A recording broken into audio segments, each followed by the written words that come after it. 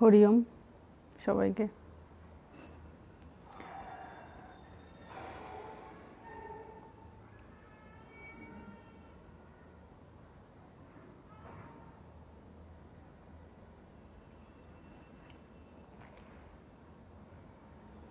Add হোক কিছুজন, তারপর শুরু করছি।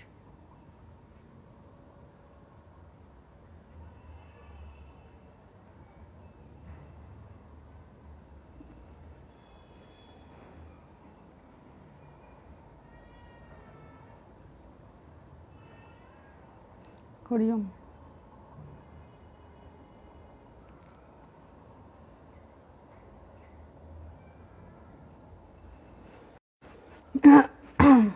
শোনা যাচ্ছে আশা করি? হ্যাঁ, আশা করি শোনা যাচ্ছে।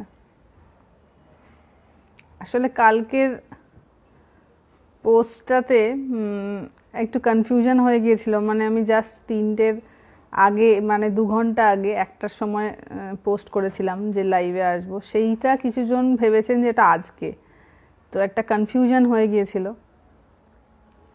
ওই জন্য আজকে আবার রিপিটেডলি ওই একই সময় কাছাকাছি আসতে হলো।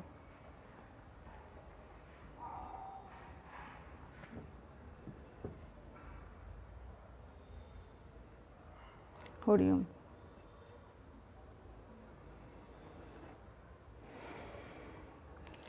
ঠিক আছে, শুরু করা যাক। Sound clear? আচ্ছা আচ্ছা আচ্ছা আচ্ছা, একটা কথা বলে দিই, এই লাইভটার নিচে একটা কমেন্ট আসে যে during this broadcast you can support my channel. এটা আমি দিই না, ঠিক আছে? এটা ফেসবুকের তরফ থেকে, কোম্পানির তরফ থেকে দেওয়া হয় পেজ ওনারের যে কোনো লাইভেতে। এটা বাই ডিফল্ট আসে। তো অনেকে ব্যাপারটা বুঝতে পারেন না, সেটা নিয়ে একটা ভুল বোঝাবুঝি হয়, তো ওটা বলে দিলাম। আচ্ছা, sound clear, okay okay, thank you. তো আজকে একজন বলেছেন মহামায়া নিয়ে একটু আলোচনা করতে। এই মহামায়া ব্যাপারটা কেমন জিনিস? আমরা মায়ার কথা শুনি তো এই মহামায়া ব্যাপারটা কেমন, মায়া জিনিসটা কেমন জিনিস?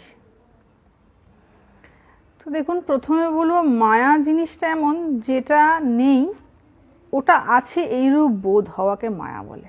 মানে মায়া এমন একটা জিনিস যেটার অরিজিনাল কিন্তু কোনো এক্সিস্টেন্স নেই, কোনো অস্তিত্ব নেই, কিন্তু মানুষের মনে হবে যেটা সত্য। এই জিনিসটাকে বলা হয় মায়া। আমরা এটা বুঝতে পারি না, আর আমাদের যত ভ্রম এই মায়ারই কারণে। এইবার অনেক ক্ষেত্রে একটা কনফিউশন হয় কি, এই যে বলা হয় ব্রহ্ম আর শক্তি, এই শক্তিকেই মহামায়া বলা হয় অ্যাকচুয়ালি, ঠিক আছে? মহামায়া আলাদা কিছু না, যেটাকে শক্তি বলা হয়। যারা রামকৃষ্ণ কথামৃত পড়েছেন, একাধিকবার ব্রহ্ম এবং শক্তি এই দুটো কথার প্রয়োগ আছে। তো এই যে যেটাকে শক্তি বলা হচ্ছে সেটাকেই মহামায়া বলা হয়। এইবার প্রশ্নটা হলো, শক্তি কি জিনিস? ব্রহ্ম আর শক্তি, এই যে অভেদ বলা হচ্ছে, আজকে টপিকটা একটু অন্যরকম। শ্রী রামকৃষ্ণ কথামৃতে এই যে এক বলা হচ্ছে শক্তি আর ব্রহ্মকে, এটা কেমন জিনিস? দেখুন, প্রথমত তো বলবো এটা উপলব্ধি সাপেক্ষ একটা ব্যাপার। তাই বিনা উপলব্ধিতে এই সব জিনিসকে রিয়েলাইজ করাটা কঠিন। তবু যতটা এক্সাম্পল সহকারে বলা যায় সেটা বলার চেষ্টা করছি। যেমন ধরুন, বলবো যে জল, ঠাকুর যে দুটো এক্সাম্পল দিয়েছিলেন সেই দুটো এক্সাম্পল এখানে অ্যাপ্লাই করব। উনি যখন এই তত্ত্বগুলো বলতেন তখন বিভিন্ন ধরনের উদাহরণ অ্যাপ্লাই করতেন। তো ঠাকুরের সেই দুটো এক্সাম্পল দেবো। ঠাকুর বলতেন যে দেখ, জল স্থির থাকলেও জল আর নড়লে চললেও জল। মানে কোনো সমুদ্র বা ধরুন কোনো পুকুর আমি যদি ধরি, যতক্ষণ জলটা স্থির আছে সেটাকে বলা হচ্ছে ব্রহ্ম। যেই জলের হেলাদোলা অবস্থা শুরু হয়ে গেল, মানে জলটা নড়তে শুরু করে দিল, সেটা হচ্ছে শক্তি। ওই হেলাদোলা অবস্থাটাকে শক্তি বলা হচ্ছে। ঠিক আছে, একটা আলাদা নামকরণ করা হয়েছে, আর কিছু না, জিনিসটা একই। যখন সেটা স্থির, যেমন ধরুন সমুদ্রের, যখন সমুদ্র স্থির বা সাগর যখন স্থির তখন হচ্ছে স্থির, সেটাকে আমরা সাগর বলি, যেটাকে জল বলি। কিন্তু যেই ঢেউ উঠতে শুরু করলো সেটাকে আমরা বলি ঢেউ। কিন্তু ঢেউটা আসলে কি আছে, ওই জলই আছে, সেম জিনিস। ঠিক আছে, সমুদ্রেতে আছে জলই, কিন্তু যখন সেটা স্থির, সেই মানে স্থির অবস্থাটাকে বলা হচ্ছে ব্রহ্ম। আর যখন ধরুন এই যখন ঢেউ উঠছে, ওই জলেরই তো ঢেউ, তো আমরা একটা আলাদা নাম দিয়ে দিয়েছি ঢেউ, ওই শক্তি হচ্ছে ওই ব্রহ্মের ঢেউ। এভাবে ছাড়া আর বলার দ্বিতীয় কোনো সেরকম উপায় নেই, কারণ বোঝা বাকিটা হচ্ছে সব উপলব্ধির ব্যাপার, আর আদারওয়াইজ তো পসিবল না। এইটা একটা ঠাকুর এক্সাম্পল দিয়েছিলেন। আর সেকেন্ড যে এক্সাম্পলটা দিয়েছিলেন সেটা হচ্ছে, দেখ সাপ, যেমন কথামৃতে আছে এটা, সাপ স্থির থাকলেও সাপ, আর নড়লে চললেও সাপ। সাপটা যখন স্থির আছে তখন যেন সেই অবস্থাটাকে বলা হচ্ছে ব্রহ্ম। ব্রহ্ম হচ্ছে স্থির অবস্থা। আর যখন সাপটা নড়তে চড়তে শুরু করে দিল তখন তো সেটা সাপই আছে, এমন তো নয় যে সেটা অন্য কিছু হয়ে গেছে। ওই সাপের দুটো অবস্থা, একটা স্থির অবস্থা, একটা নড়াচড়া অবস্থা। তো যখন স্থির হয়ে আছে এই তত্ত্ব তখন তাকে বলা হচ্ছে ব্রহ্ম। আর যখন সেখানে হেলাদোলা, মুভমেন্ট, নড়াচড়া শুরু হয়ে গেল, দ্যাট ইজ কল্ড শক্তি। জিনিসটা একই, এবং সেখান থেকেই এই সৃষ্টি। যেই নড়াচড়া হেলাদোলা শুরু হয়ে গেল, এবার ক্রিয়েশন, এটার সঙ্গে ওটা অ্যাড, এটার সঙ্গে এটা করে এবার বিভিন্ন ধরনের ক্রিয়েশনের জায়গাটা তৈরি হয়ে যায়। তো ওই জন্য জিনিসটা একই। এইবার মহামায়ার যে, ওটাকেই মহামায়া বলা হচ্ছে। এবার এই মহামায়ার প্রভাবে আমাদের জন্ম, মৃত্যু, যা কিছু, যাবতীয় কিছু এর প্রভাবেই হয়। মানে ওই অবস্থাটা যেটা নড়াচড়া, ব্রহ্মের যে শক্তি অবস্থাটা, ওটার দ্বারাই কিন্তু এইসব পরিচালিত হচ্ছে, হুইচ ইজ কল্ড ঈশ্বর। কনসেপ্ট কিন্তু একই। এবার একটু সাধন করতে হবে, আদারওয়াইজ সম্ভব না। ওটা আমি রিপিটেডলি বলছি, এগুলো সাধন ভজন ছাড়া মাথার ওপর দিয়ে যাবে। আমি জটিল টপিকগুলো জেনারেলি নিই না, বাট একজন একটু রিকোয়েস্ট করার জন্য আজকে এই টপিকটা নিয়ে একটু বললাম। এবং গীতাতে ভগবান বলছেন যে দেখো, সপ্তম অধ্যায় আছে যে আমার এই যে দৈবী মায়া, দৈবী কেন না, বোঝা খুব কঠিন, সেই জন্য দৈবী। এবং আমরা দেখব পুরাণেতে এরকম অনেক উদাহরণ রয়েছে, বিশেষ করে নারদের সাথে, যে নারদ জিজ্ঞাসা করছে ভগবান তোমার মায়াটা কেমন একটু দেখাও। এরকম অনেক গল্প রয়েছে, অনেকেই শুনেছেন। তো ভগবান যখন তাকে মায়া দেখাতে শুরু করেছে, নারদ একেবারে ভুলে গেছে ভগবানকে। আমি শর্টে বলছি, যখন ভগবান দেখাতে শুরু করেছে, এই গল্পটা একটু ছোট্ট করে বলি তাহলে বুঝতে সুবিধা হবে। নারদ তো সবসময় শ্রী ভগবানের নাম নিয়ে চলেছে, নারায়ণ নারায়ণ। এবার তার বড় ইচ্ছা হয়েছে ভগবানের মায়াটা কেমন একটু দেখব, বড় কৌতূহল হয়েছে। সে শ্রী ভগবানের কাছে গেছে, গিয়ে বলছে ভগবান তোমার মায়াটা কেমন একটু দেখাও তো। ভগবান বলছেন আচ্ছা ঠিক আছে, তুমি আমার জন্য একটু জল নিয়ে আসো তো, আমার তেষ্টা পেয়েছে, একটু জল নিয়ে এসো। এখানেই ট্রিক লুকিয়ে রয়েছে। নারদ গেছে সামনে কোথাও কোনো বাড়িতে জল আনতে গেছে ভগবানের জন্য। এবার গিয়ে দেখছে একটা সুন্দরী মেয়ে, ঠিক আছে, বেরিয়েছে। নারদের দেখে খুব মনে ধরেছে, সে ওই দেখেই ভগবানকে ভুলে গেছে, আর মনে নাই ভগবানের কথা। ঠিক আছে, সে যে ভগবানের জন্য জল আনতে এসেছিল ওটা ভুলে গেছে। তো ওই নারীটাকে দেখে খুব মোহিত হয়ে গেছে। এইবার তার খুব পছন্দ হওয়ার জন্য সে তাকে বিবাহ করার জন্য প্রসিড করেছে। নারদ বিয়েও হয়ে গেছে, কতগুলো ছানাপোনা হয়ে গেছে ওর। এইবার এসেছে বান, জোর বান এসেছে, ছানাপোনাও হয়ে গেছে। মানে ধরুন মায়াতে কিরকম জিনিস, ওকে বলেছে জল আনতে, ও জল তো ভুলে গেছে, গিয়ে বিয়ে করে কতগুলো ছানাপোনা হয়ে গেছে, কিন্তু ও ভুলেই গেছে আমি কোথা থেকে এসেছিলাম বা আমার কে কি বলেছিল আমার প্রভু। খুব জোরে বান এসেছে। বান আসার পর সেই বানে কি করেছে, ও সবাইকে আঁকড়ে ধরে রয়েছে, মানে একদিকে ছানাপোনাগুলোকে আর একদিকে বউয়ের হাতটা ধরে রয়েছে, কিন্তু জলের এত স্রোত যে হাত ফসকে প্রথমে বউ চলে গেল, তারপরে এক এক করে যে সমস্ত সন্তান হয়েছিল তারাও হাত ফসকে চলে গেল। এবার নারদ তো সে পাগলের মতো কাঁদছে, স্ত্রী চলে গেছে, সন্তানরা চলে গেছে, কাঁদছে। সঙ্গে সঙ্গে দেখে ভগবান তাকে জিজ্ঞাসা করছেন পাশে এসে, নারদ, মানে যেন আমরা কোনো যেমন ঘুমিয়ে থাকি, কেউ আমাদের ডাকে, ঠিক সেরকম করে শ্রী ভগবান তাকে ডেকে বলছেন, নারদ জল এনেছো? তখন নারদের যখন হুঁশ ফেরে, তখন বুঝতে পারে আমি শ্রী ভগবানকে বলেছিলাম তোমার মায়াটা কেমন দেখব। তো এটা একটা এক্সাম্পল, এগুলো বলা হয় এটা বোঝানোর জন্য, কারণ মায়াকে বোঝা উপলব্ধি ছাড়া হবে না। এটা গল্প আকারে বলা হচ্ছে যে এটা এত সূক্ষ্ম যে একে বোঝা খুব কঠিন। কখন কে মোহগ্রস্ত হয়ে যাবে, কোনটাকে সত্য বলে বোধ হয়ে যাবে, কিছু ঠিক নেই। এবার এখানে দেখুন মায়া কথাটার সঙ্গে আমি রিলেট করব নারদের যে ঘটনাটা। মায়া প্রসঙ্গে প্রথমে বলেছিলাম মায়া কি জিনিস, না যেটা সত্য নয় সেটাকে সত্য বোধ হওয়া। তো অ্যাকচুয়ালি ভগবান তাকে জল আনতে পাঠিয়েছে, কিন্তু যেই ওই সুন্দরী মহিলাকে ও দেখেছে, সঙ্গে সঙ্গে ওর সবটা ভুলে গেছে।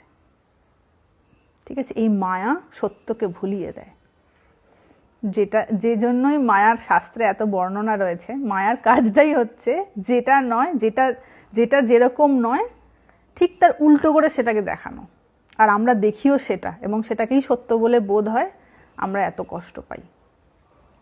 আমাদেরও সেরকমই হয় যে কিছু দিনের জন্য জগতে আসা, মানে মায়ের পেট থেকে আসা, তারপরে কিছু দিনের জন্য বাঁচা, তারপরে তো আর কোনো, যাদেরকে আপন বলে ভাবি তাদের সাথে কোনো সম্পর্কই থাকে না, কারুরই থাকে না, কারোর থাকবেও না।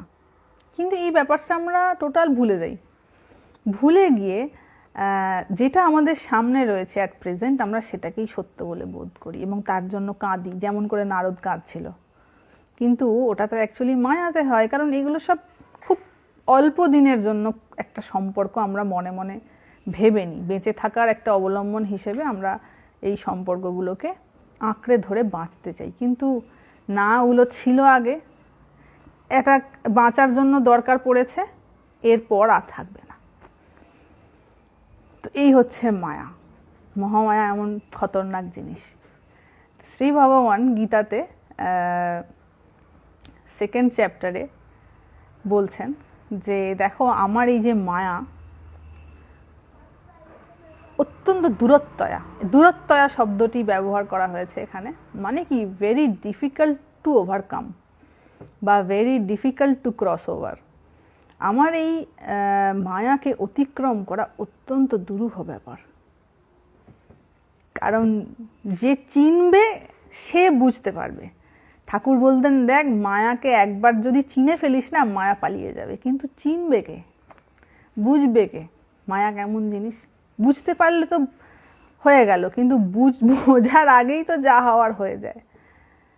তো ওই জন্য ভগবান বলছেন যে আমার এই যে দৈবী মায়া দূরত্বয়া, very difficult to cross over. তারপরে এবার স্বাভাবিক, মায়া এত কঠিন জিনিস, তাহলে পার পাবো কি করে? এখন প্রশ্ন আসবে যে মায়া যখন এত কঠিন, তাহলে পার পাবো কি করে, উপায় কি? সেইখানে ভগবান বলছেন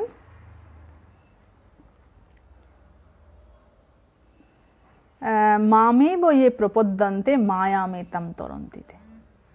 শ্রী ভগবান বলছেন যে যে আমার শরণাগত হবে, মামে বইয়ে প্রপদ্যন্তে, যে আমার প্রপদ্যন্তে হবে মানে আমার শরণাগত হবে, মায়ামে তাম তরন্তিতে, সে কেবলমাত্র এই মায়াকে ক্রস ওভার করতে পারবে।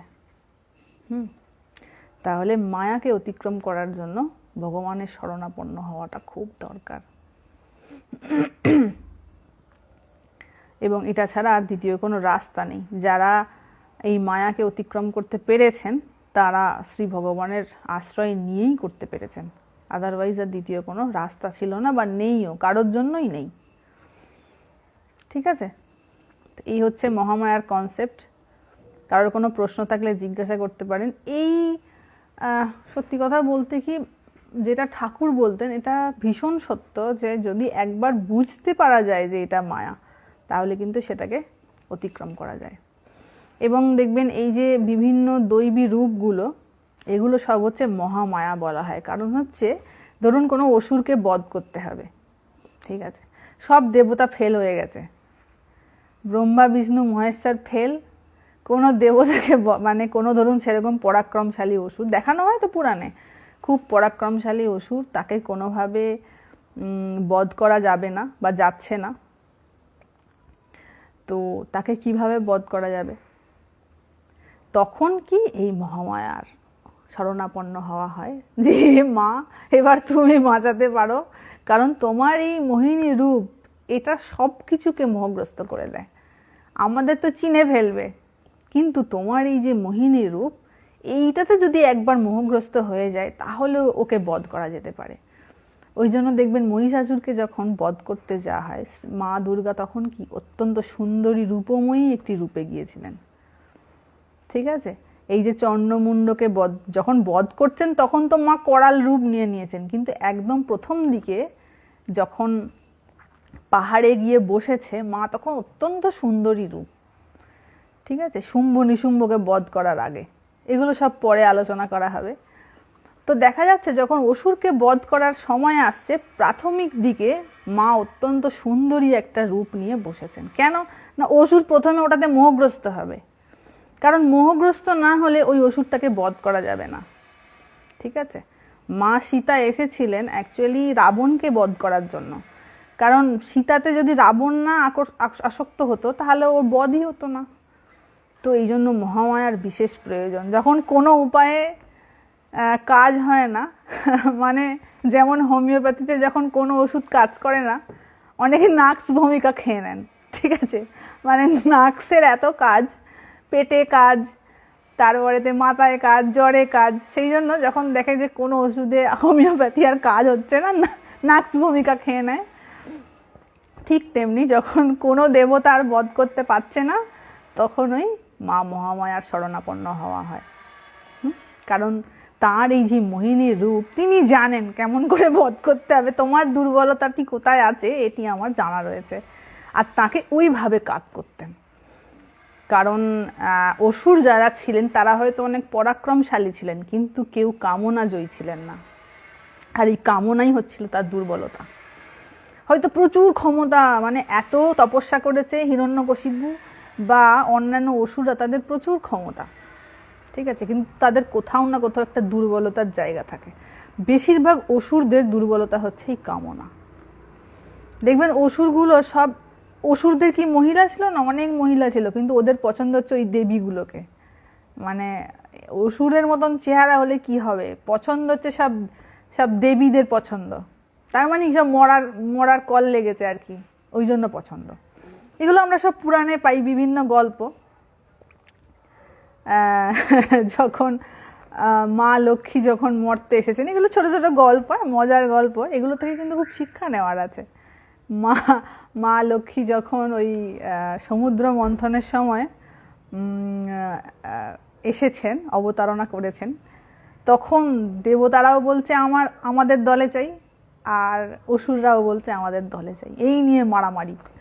তো এই চিরকালই চলেছে, কিন্তু ওইটি হচ্ছে একটি বিশেষ মোহিনী রূপ, তার একটি বিশেষ উদ্দেশ্য, বিশেষ বধ করতে এসছে অসুরদের। কিন্তু অসুর তো বুঝতে পারে না যে ও বধ করতে এসছে, অসুর ভাবছে ও তো মহিলা, ও কি বধ করবে। এবং অসুর প্রবৃত্তি যারা, তারা তাদের বরাবরেরই যেহেতু ভোগস্পৃহা খুব বেশি থাকে, সেই জন্য সবসময় সব কিছু নিজের করায়ত্ত করার একটা তাদের টেন্ডেন্সি দেখা যায়, যে ওদের টার্গেট দেখায়। মানে পুরাণে দেখানো হচ্ছে কি, অসুরদের প্রথম থেকে টার্গেট হচ্ছে ওই ইন্দ্রের গদিটা, ওইটা চাই। স্বর্গ যেহেতু খুব সুখ ভোগ হবে ওখানে, তো ওই গদিটা চাই, গদির জন্য মারামারি, ঠিক আছে। গদির জন্য মারামারি পুরাণেও আছে, আমাদের এখানেও গদির জন্য মারামারি হয়। সেমই কিছুটা দেখবেন, যদি মেলাতে যান দেখবেন কিছুটা একই। যারা এইসব রচনা করেছেন অনেক ভেবেচিন্তে রচনা করেছেন, তো বাস্তবের সঙ্গে খুব মিল আছে এসবের, এবং আমাদের চারপাশে আমরা এগুলোই দেখতে পাই। তো তাদের গদি চাই, কিন্তু তাদের কামনা জয় করা থাকে না। এইটা একটা সমস্যা, ওটা তাদের দুর্বলতা। যে এবং বলা হয় এই যে মানে মহিলাদেরকে মহামায়ার রূপ এই জন্য বলা হয় যে আবার যদি একটু সুন্দরী হয় তাহলে তো আর দেখে কে, তাহলে তো যেন সে জগৎ মোহিত করে ফেলার মতন। আবার সুন্দরীর সাথে সাথে যদি আবার গুণ থাকে, দৈব গুণসম্পন্ন যদি হয়, দ্রৌপদী দৈব গুণসম্পন্ন ছিল, সবাই তাকে নিয়ে মারামারি করছে, তাই না? সবাই বলছে যে আমি দ্রৌপদীকে বিয়ে করব। তো এইগুলো খুব সমস্যার একটা ব্যাপার, কিন্তু এটা মহামায়ার একটি বিশেষ রূপ। যদি দুর্যোধন দ্রৌপদীকে এইভাবে না হিউমিলিয়েট করত তাহলে কিন্তু কুরুবংশ হয়তো থেকে যেত। কিন্তু দুঃশাসনের মাথায় বা দুর্যোধনের মাথায় এই যে কুচিন্তাটা এলো না, ওটা অ্যাকচুয়ালি তারই ধ্বংসের প্রিস্টেট। মানে সে নিজে ধ্বংস হবে বলে তার মনের মধ্যে ওই রকম একটা চিন্তা এসেছে, তাই ওরকম একটা কুকর্ম করে বসলো, যার ফলে কি হলো, কুরু বংশ ধ্বংস হয়ে গেল। তো মা মহামায়ার এমন ক্ষমতা। মহামায়া নিয়ে বেশ মজার ব্যাপার। আর এই আসুরিক প্রবৃত্তি সম্পন্ন যারা থাকে তাদের এটি একটি বিশেষ দুর্বলতা, এবং ওইটাতেই তারা মরে। তাদের জীবনের যত ম্যাক্সিমাম দুর্গতি এইটার কারণেই।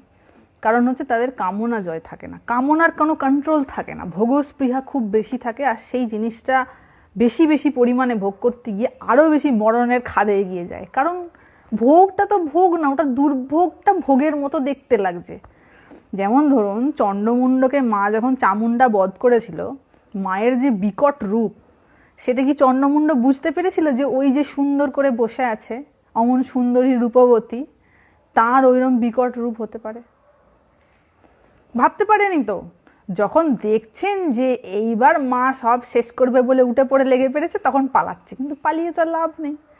তো ঠিক তেমনি যে ভোগের দিকে এগোনো হচ্ছে, ভোগস্পৃহা, ওটা চাই, অ্যাকচুয়ালি ওর মধ্যেই মরণের বীজ লুকিয়ে রয়েছে, কিন্তু তারা এটা বুঝতে পারে না। সেই জন্যই প্রাণ দিতে হয়েছে অকালে। মোহিনী রূপ কি? ভগবান শ্রীকৃষ্ণের সৃষ্টি না? ওইভাবে ঠিক ব্যাপারটা ভাবলে হবে না, এটা আমি স্বরূপের দিক থেকে বলছি। মোহিনী রূপ মানে হচ্ছে যেটা মোহগ্রস্ত করে দেয় এমন একটা রূপ, ঠিক আছে? যেটা মোহাসক্ত করে দেবে, মানে তার বুদ্ধিকে ভ্রমে ফেলে দেবে। যে স্বাভাবিক বুদ্ধি, যে বিচার ক্ষমতা, ডিসক্রিমিনেটিভ যে পাওয়ার, বিচার বা বিবেকের যে অবস্থা, সেটাকে লস করিয়ে দেবে, চাপা দিয়ে দেবে। এবং ওই যে সুন্দরী রূপটা, ওইটাকেই কেবল সত্য মনে হবে। এবং ওটাকে যেই সত্য বলে বোধ হবে, সঙ্গে সঙ্গে ওইটিকে পাওয়ার ইচ্ছা তৈরি হবে। আমার পার্সোনাল করে থাকুক, পাবে কেন? পাবে, নিয়েতে কি করবে? আলাদা করে পেয়ে কি হবে? কিন্তু যখনই মানুষের কোনো জিনিস পছন্দ হয়, যখনই কোনো মানুষের কোনো জিনিস পছন্দ হয়, তখন সে সেটাকে পার্সোনাল করতে চায়, যে এইটা আমার পার্সোনাল থাকুক। দেখবেন অ্যাভারেজ আমরা কিনে নিই কেন কোনো জিনিস, আমরা কেন ভাড়া দেওয়ার, ধরুন আপনার একটা খেলনা পছন্দ হয়েছে, সেটা আপনাকে ভাড়া দেয়া হবে 15 দিনের জন্য, আর এক জায়গায় বলছে বিক্রি করা হবে। আমি শিওর ওটা ভাড়া নেওয়ার বদলে একটা মানুষ ওটাকে কিনে নেওয়া পছন্দ করবে। কেন? কারণ সে ওটাকে পার্সোনাল করতে চায়। ঠিক আছে, এটা আমার পার্সোনাল, প্রাইভেট থাকবে, এটার উপর আমার অধিকার থাকবে, আমি যখন খুশি এটাকে ব্যবহার করতে পারবো। এই রকম মানসিকতা নিয়ে আমরা কোনো জিনিসকে আমাদের প্রাইভেট করতে চাই, এবং এটাই হচ্ছে মহামায়া। ঠিক আছে, কার কি কমেন্ট আমি কিছু দেখতে পাচ্ছি না। হ্যাঁ, আমি একটু দূরে আছি স্ক্রিন থেকে, সেই জন্য কমেন্টগুলো উঠে যাচ্ছে, এটা বুঝতে পারছি, কিন্তু কে কি কমেন্ট করছে ওটা বুঝতে পারছি না। আশা করি ব্যাপারটা বোঝা গেছে কেমন জিনিস। যেটা যেটা নয় সেটাকে সেইটা বোধ হওয়া, মানে নকলটাকে আসল বলে বোধ হওয়া।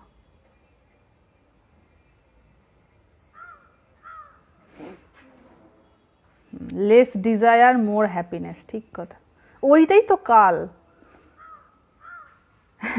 এইবার বুঝলাম কেন ঠাকুর কথায় কথায় বলতেন মা মহামায়া। ঠিক ঠিক ঠিক ঠিক ঠিক, কারণ মা মহামায়া যদি কৃপা না করেন, কারোর বাবার ক্ষমতা নেই যে কেউ সিদ্ধ হবে।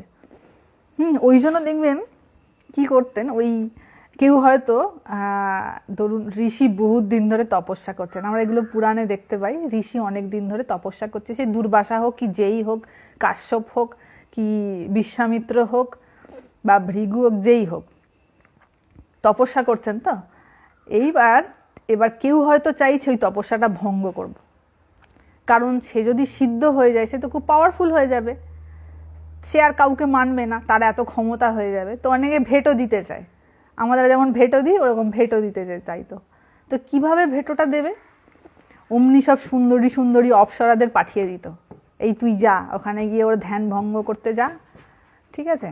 আর সব অপ্সরারা চলে যেত। এই যে মেনকা, উর্বশী, এদের সব কাজ হচ্ছে এইটা, ধ্যান ভঙ্গ করা। তো এগুলো তো দেখানো হচ্ছে পুরাণে যে এইভাবে করা হতো, কিন্তু বর্তমানেও কি তা হয় না?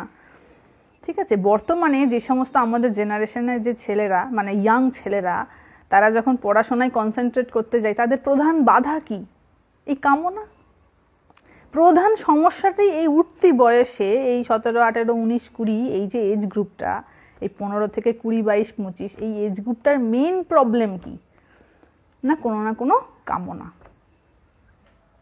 ঠিক আছে, এই সময়ে এই একে অপরের অপোজিট মানুষের প্রতি ভালো লাগা, সেখান থেকে ডিপ্রেশন, সেই চাহিদা, সেটা না পাওয়া, সেই জনিত কারণে ধপাধপ কত মানুষের যে কেরিয়ার নষ্ট হয়, অনেক বলা যায় না, বলে বোঝানো মুশকিল যে এই বয়সী কত ব্রিলিয়ান্ট ছেলেদের কেরিয়ার নষ্ট হয়ে যায় শুধুমাত্র এই একটি কারণের জন্য। এমনই মহামায়ার খেলা। ওই বয়সে, মানে মজার ব্যাপার দেখুন একটা, আমি ভাবি যে ওই টাইমটা হচ্ছে কেরিয়ার বিল্ডিংয়ের টাইম। যখনই উচ্চ মাধ্যমিকটা পাশ করলো বা মাধ্যমিক পাশ করলো, এবার তাকে তার কেরিয়ারের দিকে এগোতে হবে। আর ওই সময়ই মানুষের শরীরের, পুরুষ নারী উভয়ের হরমোনাল এমন চেঞ্জেস হয় যে তার এই একে অপরের প্রতি আকর্ষণের একটা জায়গা তৈরি হয়ে যায়।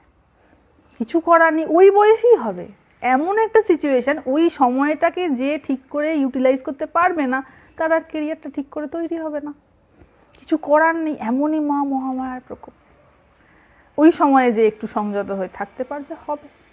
তারপরেও তো মানে শান্তি নেই, কেরিয়ারটা হলো, কিন্তু তারপরেও ঠিক করে জীবনটাকে না বুঝতে পারলে দেখা যায় তারপরেও শান্তি নেই। কারণ এই মা মহামায়ার প্রকোপকে ঠিক করে বুঝতে না, কখন যে কি মাথা ঘুরিয়ে দেবে কোনো ঠিক নেই।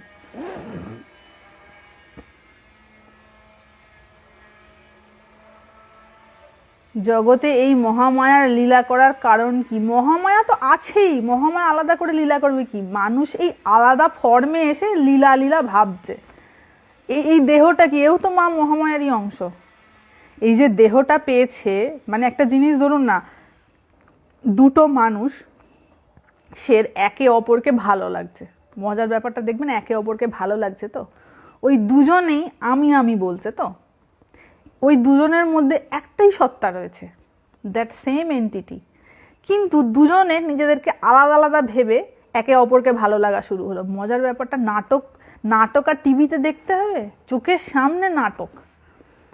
মানে এই ব্রহ্মের যে শক্তি দুটো বডিতে ম্যানিফেস্টেড হয়েছে, একটা পুরুষের বডিতে, একটা, আমি বলছি জাস্ট এক্সাম্পল দেওয়ার জন্য, দুটো বডিতে ওই একই তত্ত্ব, দুজন এ বলছে আমি, এ বলছে আমি, হ্যাঁ, কিন্তু এরা নিজেদের এক্সিস্টেন্সকে ভুলে গেছে যে আমি কে, দিয়ে নিজেদেরকে আলাদা আলাদা ভেবে একে ভালো লাগছে, একে ভালো লাগছে, দিয়ে এবার ঝগড়া করতে দুজনে, এর কিছু চাই, এর কিছু আলাদা চাহিদা, এর কিছু আলাদা চাহিদা। এবার এ চাইছে আমার চাহিদা মেটাক, এ চাইছে আমার চাহিদা মেটাক, দুজন কেউ কারোর চাহিদা মেটাতে পারছে না, দুজন একে অপরের সঙ্গে ঝগড়া করে মরছে। তো সাচিজ মহামায়া, এই হচ্ছে মহামায়ার খেলা, যে নাচো, বড় নাচতে ইচ্ছা হয়েছে, এবার একটু নাচো। তো কনস্ট্যান্ট একটা ক্যাওস, মহামায়ার জায়গাটাই হচ্ছে কনস্ট্যান্ট একটা ক্যাওস।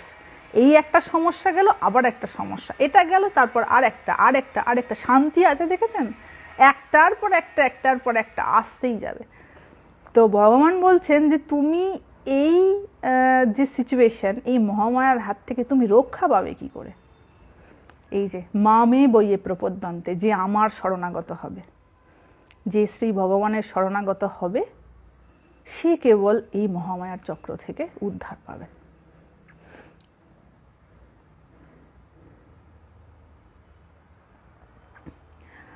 একজন প্রশ্ন করেছেন, মাতাজি এটা বলুন, কেউ যদি অনেকবার অপমান করেন, বারবার আপনার ভালো মানুষই সুযোগ নেন, তাহলে তাকে কিছু বলা কি অন্যায়? দেখুন, আমি এই প্রসঙ্গটা নিয়ে আগেও বলেছি। প্রথমে তো বলবো যে আমার যে সুযোগ নিয়েছে তার আগে বুঝতে হবে যে আমি তাকে কতটা সুযোগ দিয়েছি। দেখুন, একটা হাতকে যদি আমি এমন করি, তালি কি বাজবে? আমি যদি এমন করতে থাকি, তালি বাজবে না। তালিটা বাজানোর জন্য আমার দুটো হাত লাগবে, তাই তো? ঠিক তেমনি সামনের মানুষটাকে দোষারোপ করে আমার ব্যক্তিগত কোনো লাভ হবে না। আমাকে দেখতে হবে যে আমি ভুলটা কোথায় করে ফেললাম। কারণ ভুল যদি আমি না সংশোধন করতে পারি, তো এই ভুলটা আমি রিপিটেডলি করব, আমি রিপিটেডলি দোষারোপ করব, রিপিটেডলি আমার সুযোগ নেবে। তো আমাকে আসল জায়গাটায় ঠিক করতে হবে। দোষারোপ করার জন্য আমাদের কোনো আলাদা ইন্টেলিজেন্সের দরকার লাগে না, ওটা সবাই করতে পারে। কিন্তু আমার ভুলটা কোথায় হলো, কোথাও একটা আমার মিস্টেক নিশ্চয়ই হয়েছে, আমার কোথাও না কোথাও একটা দুর্বলতা নিশ্চয়ই আছে, যে জায়গাটাতে আমি নিজে অপারক, যার জন্যই আমাকে সেই ব্যক্তির উপর কোনো না কোনোভাবে নির্ভর করতে হয়েছে। যদি নির্ভরতার জায়গা না আসতো, তাহলে একে অপরকে ঠকানোর জায়গাটা থাকে না। কোথাও না কোথাও একটা কানেকশন বা আমি নির্ভর করে ফেলেছি, সেইটা বুঝতে হবে যে আমি বুঝতে ভুল করেছি যে সেই মানুষটা কেমন। কোথাও একটা আমাদেরও ভুল থাকে, সবটা না, কিছুটা থাকে। আর বাকি তো জগৎ বসেই রয়েছে সুযোগ নেওয়ার জন্য। একটু কিছু জায়গা খালি পেলে ব্যাস সেইখান থেকে সুযোগ নেবে। তাই নিজেদেরকে সচেতন হতে হবে।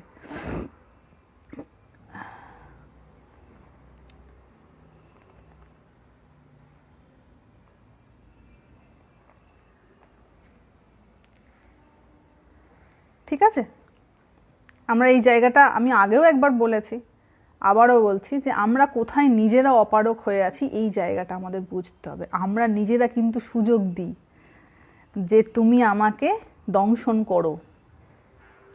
ঠিক আছে, কারণ হচ্ছে ওই যে আমরা একটা স্থির স্টেডি একটা জায়গায় হ্যাপিনেস চাইছি, ওটা তো থাকবে না, ওটা পরিবর্তন হয়ে যাবে। যেই পরিবর্তন হবে আমার শোক হবে। আমি তো জেনে বুঝেই কাজটা করছি, তাই নয় কি? তো এইভাবে যে ভগবানের শরণাপন্ন হতে পেরেছে, সে কেবল এই মায়াকে অতিক্রম করতে পারবে। গীতা পড়তে গেলে কি নিয়ম মানতে হবে?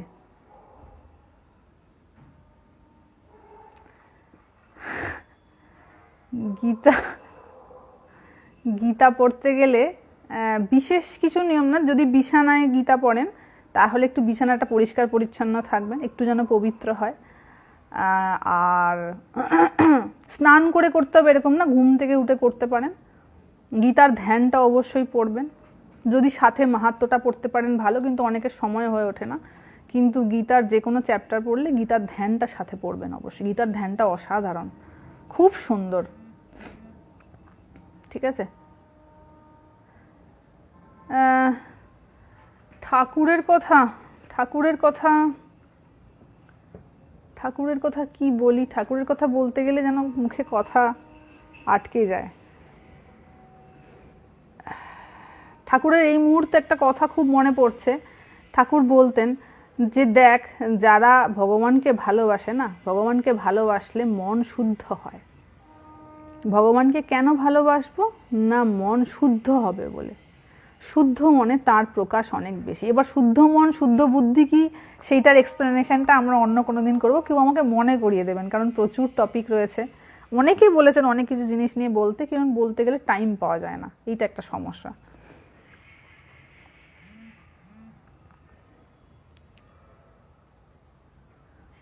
নোটিফিকেশন ঢুকছে।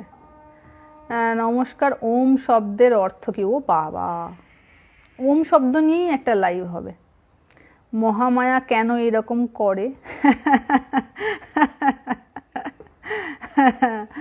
এই জন্মটাই তো বড় কষ্টের না বাবা? জন্মেছ মানে সাফারিং ইজ মাস্ট, এটা মানুষ বোঝে না। যে এই জন্মটা যে কখনো সুখের নয়, সুখের হতে পারে না, এইটা বুঝতে বুঝতে অনেক দেরি হয়ে যায় মানুষের, এবং যার জন্য অনেক ধরনের সাফারিংয়ের মুখোমুখি হতে হয় আমাদের। রিপ্লাই করো না কেন, আমি ঠিক বুঝতে পারছি না, ওটা আমাকে ইনবক্সে কোয়েশ্চেন করতে হবে, কারণ প্রচুর প্রশ্ন থাকে, আমি পার্টিকুলারলি একটা প্রশ্নের ওভাবে বুঝতে পারি না। Hope everybody will understand that. অনেকে বলেন যে মাতাজি আপনি আমার প্রশ্নের উত্তর দেন না, আমি কাউকে এক্স্যাক্টলি আলাদা করে চিনতে পারি না, আর প্রশ্ন কখন হুসুস হুসুস করে উপর দিকে চলে যায় তাও বুঝতে পারি না। যেটা টুক করে চোখে পড়ে যায়, ছোট প্রশ্ন হলে চোখে পড়ে যায়, এবার যদি এত বড় 4-5 লাইনের প্রশ্নটাকে পড়ে শেষ করা যায় না, সে উঠে চলে যায়, তাহলে সেটা আমাকে ইনবক্সে করতে হবে। এবং খুব যদি ধরুন কেউ কেউ প্রশ্ন করেন এত জটিল, মা ব্রহ্মটা কি বুঝিয়ে দাও, আরে ব্রহ্মটা বাবা মেসেজ করে বোঝানোর জিনিস, যে আমি বলবো ব্রহ্মটা এমন জিনিস, গীতাতে বলা রয়েছে, আমি তাহলে চ্যাপ্টার বলে দেবো যে অমুক শ্লোকে অমুক অধ্যায়ের অমুক শ্লোকটা তুমি দেখো, ওইখানে ব্রহ্মের কথা বলা আছে, সেটা কি বোঝা যাবে যে ব্রহ্মটা কি জিনিস? তো প্রশ্নটা একটু একটু রিজনেবল গ্রাউন্ডেড প্রশ্ন হলে খুব ভালো হয়, কারণ ব্রহ্মকে যদি ওইভাবে বলা যেত তাহলে তো সবাই ব্রহ্মজ্ঞানী হয়ে যেত, ওটাকে এক্সপ্লেন করা যদি এত সহজ হতো। গীতার ধ্যান নিয়ে আমরা অন্য একদিন আলোচনা করব। হ্যাঁ,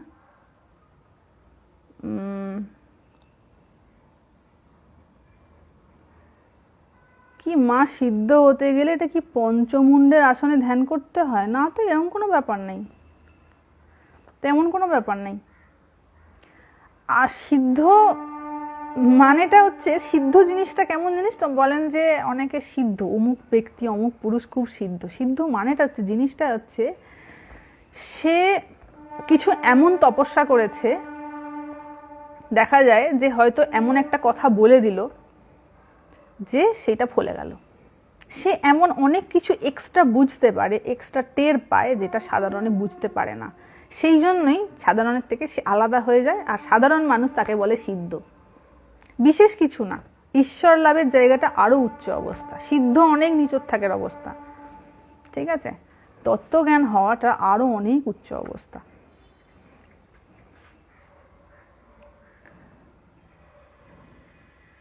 গীতা বানান করে পড়া যায়? হ্যাঁ, পড়া যায়।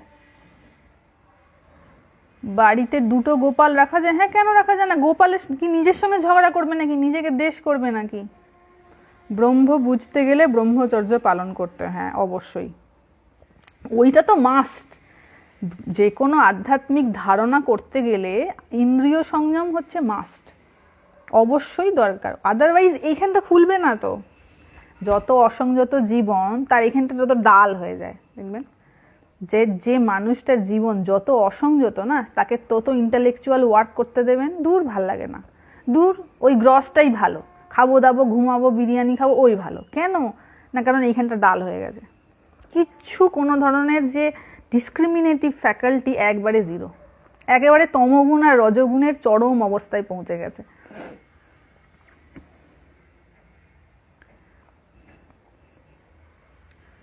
ট্রেনের শব্দ কোথায়? হ্যাঁ, এখানে পেছনে সম্ভবত ট্রেনের আওয়াজ হলো, আমি শুনতেই পাইনি ট্রেনের আওয়াজটা, কি অদ্ভুত, ট্রেনের আওয়াজ করেছে আমি শুনতে পাইনি। হ্যাঁ, এইবার আওয়াজ পেলাম। হ্যাঁ, সৎসঙ্গ খুব দরকার, অবশ্যই সাধুসঙ্গ বা সৎসঙ্গটা খুব দরকার। শান্তি কোথায় পাবো? শান্তি নিয়ে আমাদের অনেকগুলো লাইভ হয়েছে। হ্যাঁ, কি মোক্ষ লাভ সবাই করলে কৃষ্ণের পুজো করবে কে? মোক্ষ লাভের থেকে বড় পূজা আর আছে?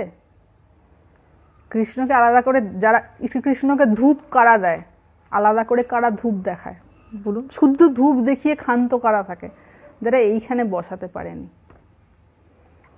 যারা মোক্ষ লাভ করেছে তারা কৃষ্ণের সঙ্গে এক হয়ে রয়েছে, তাদের আলাদা করে পুজো করতে হয়। শ্রীরামকৃষ্ণদেবকে আলাদা করে আর কালীঘরে যেতে হতো, যখন তার যত উচ্চ অবস্থায় এসেছে তার তত কালীঘরে যাওয়া বন্ধ হয়ে গেছে, আর যেতে পারছে না, কারণ বোঝা হয়ে গেছে তত্ত্বটা। সে তো সব সময় তাকেই নিয়ে পড়ে রয়েছে। সাধারণের কি, তুমি ধূপ দিলাম ভুলে গেলাম, এবার আমি আমার কাজে ব্যস্ত, বাবা তুমি গোপাল তোমার জায়গায় থাকো, আমি এবার আমার জীবনের যা যা চাহিদা আছে সেইগুলো নিয়ে মাথা খাটাই, বা সেই নিয়ে আমার কাজকর্ম যা আছে করি। কিন্তু যারা ভগবানকে নিয়ে সব সময় থাকে তাদের তো ওটাই জীবন, ওটা ছাড়া কি আর কিছু আছে নাকি? তাদেরকে আলাদা করে পূজা করতে হয়?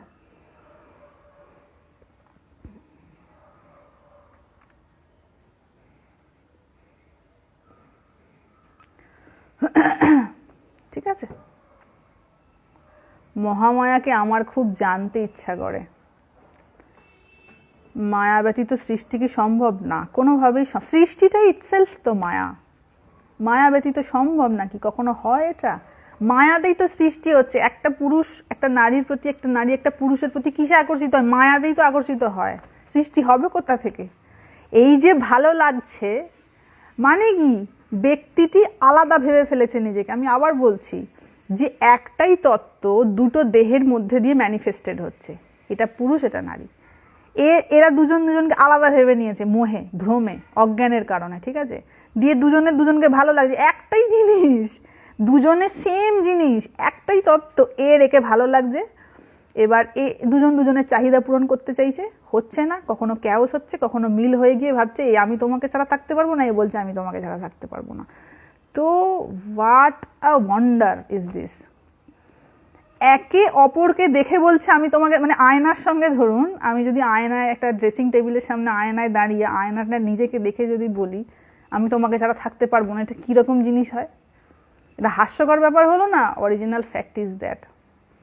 কিন্তু ওই দুজনকে আলাদা মনে করে একে অপরের প্রতি ভালো লাগা হচ্ছে, সেই মোহ মায়া থেকে সৃষ্টি হচ্ছে।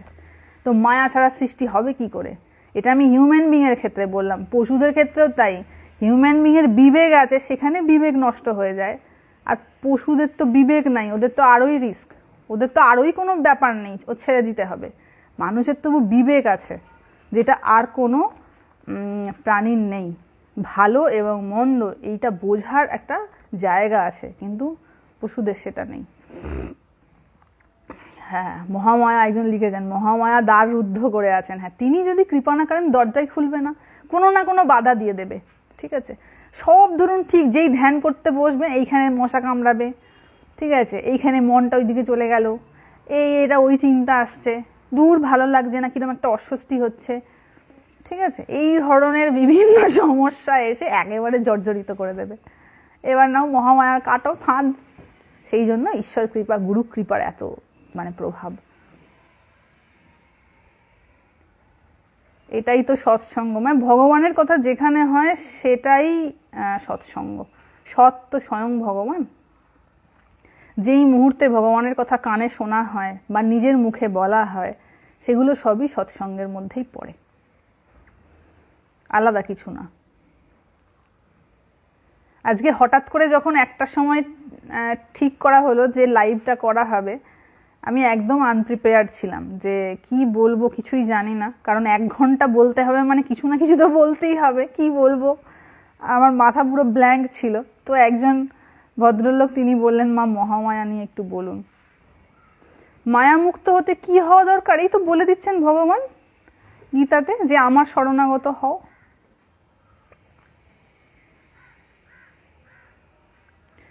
বাড়িতে কৃষ্ণ ও রাধার মূর্তি একসাথে রাখলে কি কোনো সমস্যা হয় হাজব্যান্ড ওয়াইফের রিলেশনে? দেখুন, আমার এগুলো জানা নেই, কারণ এগুলো খুব গ্রস প্লেনের কথা। আমার মনে হয় না সেরকম কিছু হয়, কারণ ঈশ্বরের যে আসল জায়গাটা এটা থেকে অনেক উঁচুতে, অনেক ফাইনার এবং অনেক হায়ার ব্যাপার। আমরা এই জাগতিক সম্পর্কের দিক থেকে ওইগুলোকে সত্য মেনে ভগবানকে সেই জায়গায় বসাতে চাই, তো এত সমস্যা হয়ে যায়, ঠিক আছে? তার জন্য বলে মায়ার দ্বারা সৃষ্টি। হ্যাঁ, মোহগ্রস্ত না হলে সৃষ্টি হবে না তো। বিশেষ করে এই প্রাণীগুলোর মোহগ্রস্ত হতে হবে, তো ওইটিকেই সুন্দর, ওইটিকেই সত্য বোধ হতে হবে, তাটার পিছনে দৌড়তে হবে, তার জন্য কত শ্রম দিতে হবে, তার জন্য অর্থ রোজগার করতে হবে, ঠিক আছে? তারপরে পরে দেখা যাবে সব আলাদা হয়ে গেছে, কখন কে মরে টরে গেল কিছু বলা যায় না, সব শেষ। এত শ্রম, এত পরিশ্রম, এত কিছু সব শেষ থাপাস করে। হ্যাঁ,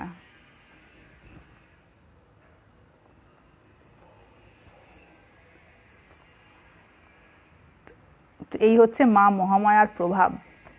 তিনি যে কখন কি করান দেখবেন, বেশ ভালো আছেন, মনটা বেশ ঠিক আছে, ধূপ করে এমন একটা পরিস্থিতি তৈরি হলো, এমন একটা কিছু কানে গেল, সাধুরা এই জন্য জঙ্গলে পালিয়ে যেত। অনেকে বলে বাড়িতে থাকলে কি হয় না, সাধুরা এই জন্য জঙ্গলে পালিয়ে যেত, যে একেবারে কন্ট্যাক্ট শূন্য না হয়ে করলে কি হয়, খুব মুশকিল হয়ে যায়। কারণ হচ্ছে ধরুন কেউ ধ্যান করছেন, খুব স্বাভাবিকভাবে ভাবুন, এটা আলাদা কোনো ব্যাপার না। ধরুন কোনো মানুষ বা কোনো ব্যক্তি ধ্যান করছে, সে একটু ভগবানের মনটা নিবিষ্ট করার চেষ্টা করছে, হঠাৎ করে শুনলো যে তার কোনো আত্মীয় মর অবস্থা, হয়ে গেল ধ্যান ভঙ্গ, আর কিছু করার নেই। তো এইরকমভাবে মহামায়া যাকে ফেভার করবে সে খালি পার পাবে, আর যাকে ফেভার করবে না তার কোনো না কোনো একটা দুটো তিনটে তাকে ফোঁটা ফুটিয়েই যাবে। সে মানে এই দুর্গতি থেকে পালানোর চেষ্টা করবে তো ওই দুর্গতিতে ফাঁসবে, এটা থেকে পালানোর চেষ্টা করবে তো ওটাতে ফাঁসবে, এ চলতেই থাকবে। মা তোমার গুরুদেবকে নিয়ে বলো, আমাদের খুব জানতে ইচ্ছে রইল। গুরুদেবকে নিয়ে কি বলবো, মানে মা আমায় ভদ্রলোক বলে সম্বোধন করলেন লজ্জাতে। অ্যাকচুয়ালি আমি ভদ্রলোক বা ভদ্রমহিলা বলেই সম্বোধন করি, তো এটা খুব স্পন্টেনিয়াসলি বেরিয়ে গেছে।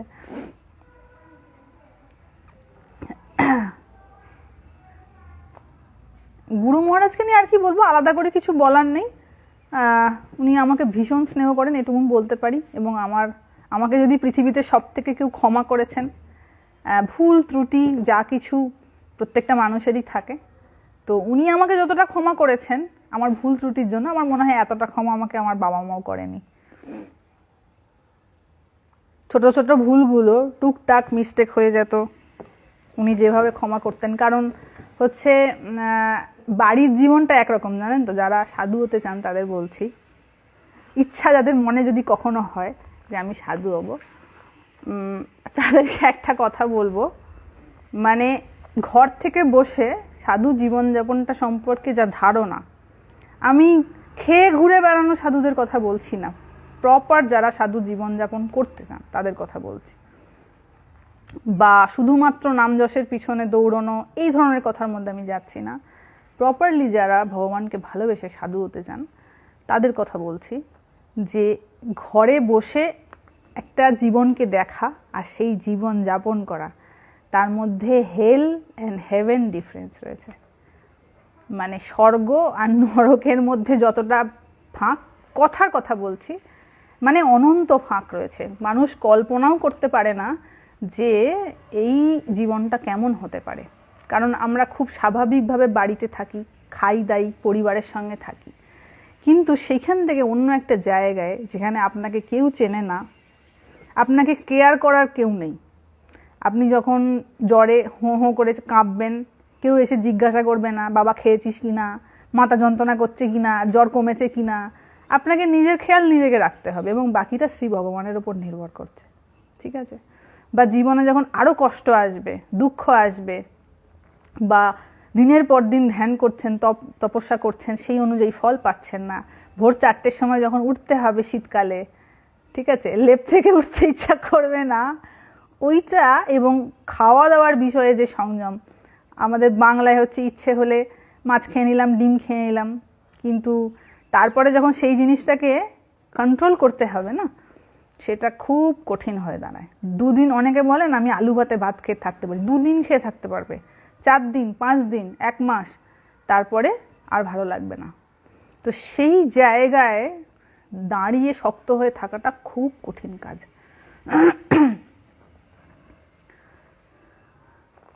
ওকে, হ্যাঁ, মায়াজাল না থাকলে কি সাধুর সৃষ্টি হতো? না, মায়া না থাকলে সৃষ্টি হতো না, মায়া আছে বলেই সৃষ্টি হয়েছে। ধ্যান মন্ত্র কোনটি একটু, এটা গীতাতে একদম প্রথম দিকে রয়েছে। হ্যাঁ, ওই ওম পার্থায় প্রতিবোদিতাম ভগবতা নারায়ণান্য স্বয়ং দিয়ে শুরু হচ্ছে প্রথম শ্লোকটা, ওইটা হচ্ছে ধ্যানের প্রথম। বোধহয় কটা রয়েছে ধ্যান মন্ত্র, তো বেশি নেই। গীতা ধ্যান কতগুলো রয়েছে, খুব অসাধারণ ধ্যান মন্ত্রগুলো, দারুণ। গীতার ধ্যান, হ্যাঁ কটা রয়েছে, এটা 12টা বোধহয় রয়েছে, এটা 10টা 11 10টা রয়েছে। এই 10টা অবশ্যই পাঠ করবেন, খুব ভালো।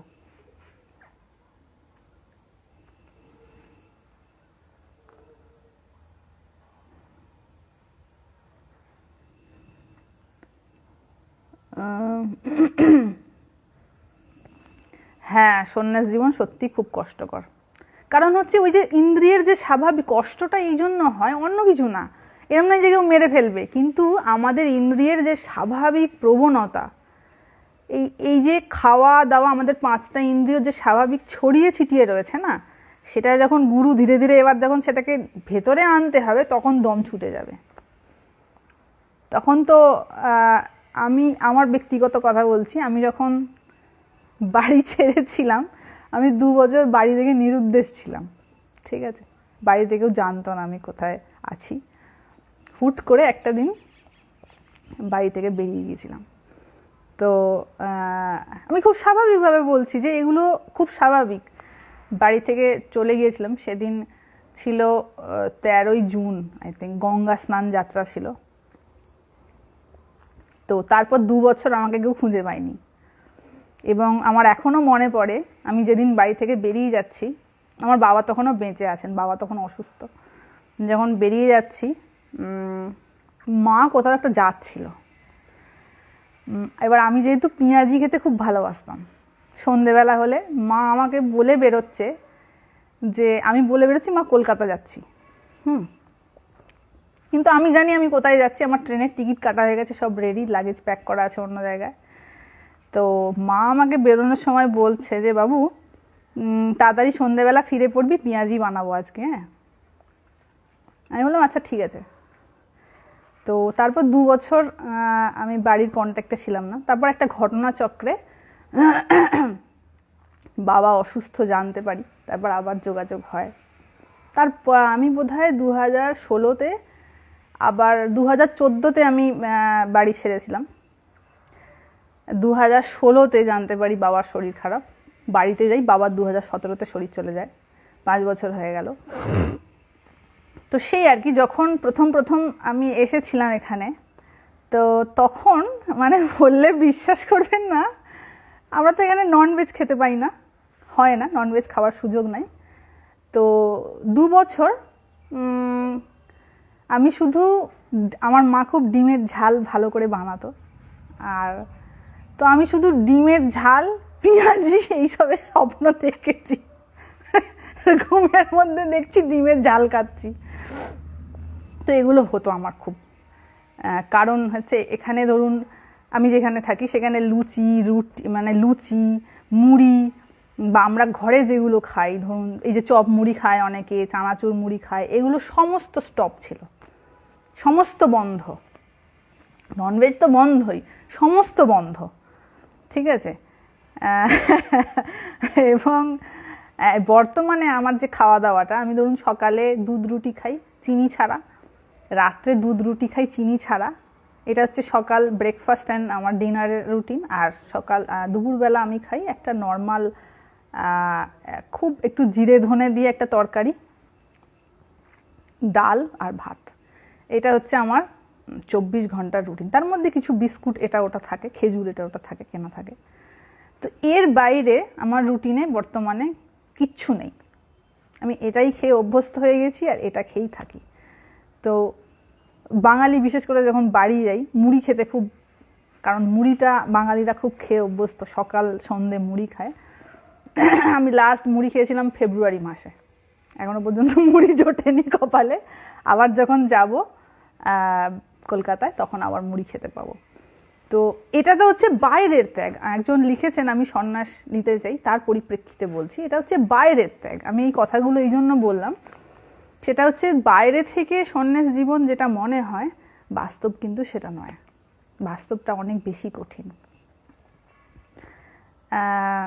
এবং যখন ধরুন বিশেষ করে যখন অসুস্থ হবে কেউ না, তখন মা বাবার কথা মনে পড়বে যে হ্যাঁ, আমাকে প্রকৃত ভালোবাসে আমার মা বাবাই, এটা সত্য, মনে পড়বে।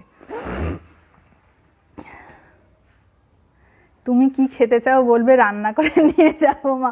আমার আর কিছু খাবার ইচ্ছা নেই, জানেন তো, কারণ ভগবান এমন একটা তত্ত্ব, ওইটুকুর একটুখানি আস্বাদন জীবনে কেউ যদি করতে পারে, তার আর কোনো আলাদা করে যখন যা দেবে সেটাই অমৃত। তখন সেদ্ধ দেবে কি দেবে, কি এটা দেবে ওটা দেবে, তখন ওটাই মনে হবে অমৃত। কিন্তু প্রথম খুব কঠিন হয়ে দাঁড়ায়, কারণ ওই অভ্যাসটা থাকে না। তো এবং স্বাভাবিকভাবে কি মানুষ একটু বোর হলো, একটু বন্ধু বান্ধবের সঙ্গে কথা বললো, কিন্তু আমি যখন এসেছি টোটাল আমার সমস্ত আত্মীয় স্বজন, বন্ধু বান্ধব যারা কলেজে ছিল, ছাত্রছাত্রী যাদের ছেড়ে এসেছিলাম, সবার সঙ্গে ইকুয়ালি কন্ট্যাক্ট আমার বন্ধ হয়ে গিয়েছিল। তো আমি 8 মাস শুধু একটি ঘরে ছিলাম। 8 মাস আমি একটি ঘরের বাইরে বেরোইনি, একটা ঘরের ভেতরে ছিলাম, আর ওই আকাশ দেখতাম ঘরের ভেতর থেকে। এইরকম একটা কঠিন জীবন ছিল। তারপর ধীরে ধীরে ধীরে ধীরে সব ঠিক হয়ে যায়, কিন্তু ওই 8 মাস খুব কঠিন গেছে, কারণ কারোর সঙ্গে কথা বলার কোনো সুযোগ ছিল না, ফোনে কথা বলার কোনো সুযোগ ছিল না। আর তারপরেতে খাওয়া দাওয়ার ব্যাপারটা খুব মানে খুব কন্ট্রোলে আনতে হয়েছে। এটা গেল বাইরের ত্যাগ, এবার হচ্ছে ভেতরের ত্যাগ। এবার তো ভেতরের ব্যাপারটা তো আলাদা ডিপার্টমেন্ট, এটা গেল বাইরের ডিপার্টমেন্ট। তো ভেতরের ব্যাপারটা, সেটাও বিভিন্ন ধরনের প্রতিক্রিয়া সৃষ্টি করবে মনের মধ্যে, সমস্যা সৃষ্টি করবে, সাধন ভজন করতে দেবে না। এত বাধা অতিক্রম করার পর যদি মহামায়া কৃপা করে, যদি গুরু কৃপা হবে, তবে একটুখানি ওই ভগবানটা কেমন জিনিস বোঝা যায়।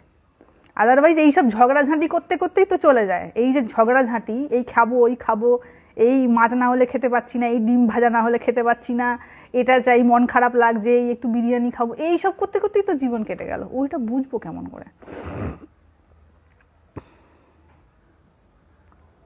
আপনি কি কৃপা করানন্দ মহারাজকে চেনেন? আমি নাম শুনেছি, মহারাজের গান শুনেছি, খুব ভালো গান করেন। হ্যাঁ, ব্রহ্মচর্যের জন্য সঠিক বয়স কত সে সম্পর্কে কিছু বলুন। দেখুন, আমি বলবো যেটা youth, peak youth time, that is the time of brahmacharya. কারণ আফটার 35 আমি যে অভ্যাসটা করে ফেলেছি না, সেটা আরও স্টেডি হবে। ঠিক আছে? তো পিক টাইম অফ ইউথ হচ্ছে যে সময়টা মানুষ ব্রহ্মচর্য সব থেকে বেশি রক্ষা করতে পারে না, সেটাই হচ্ছে প্রপার টাইম ব্রহ্মচর্য রক্ষা করার। আপনি এখন আপনার পূর্বের বাড়িতে মায়ের কাছে যান? হ্যাঁ, যাই তো। বাবার শরীর চলে যাওয়ার পর থেকে আরোই যাই, মা একা হয়ে গেছে।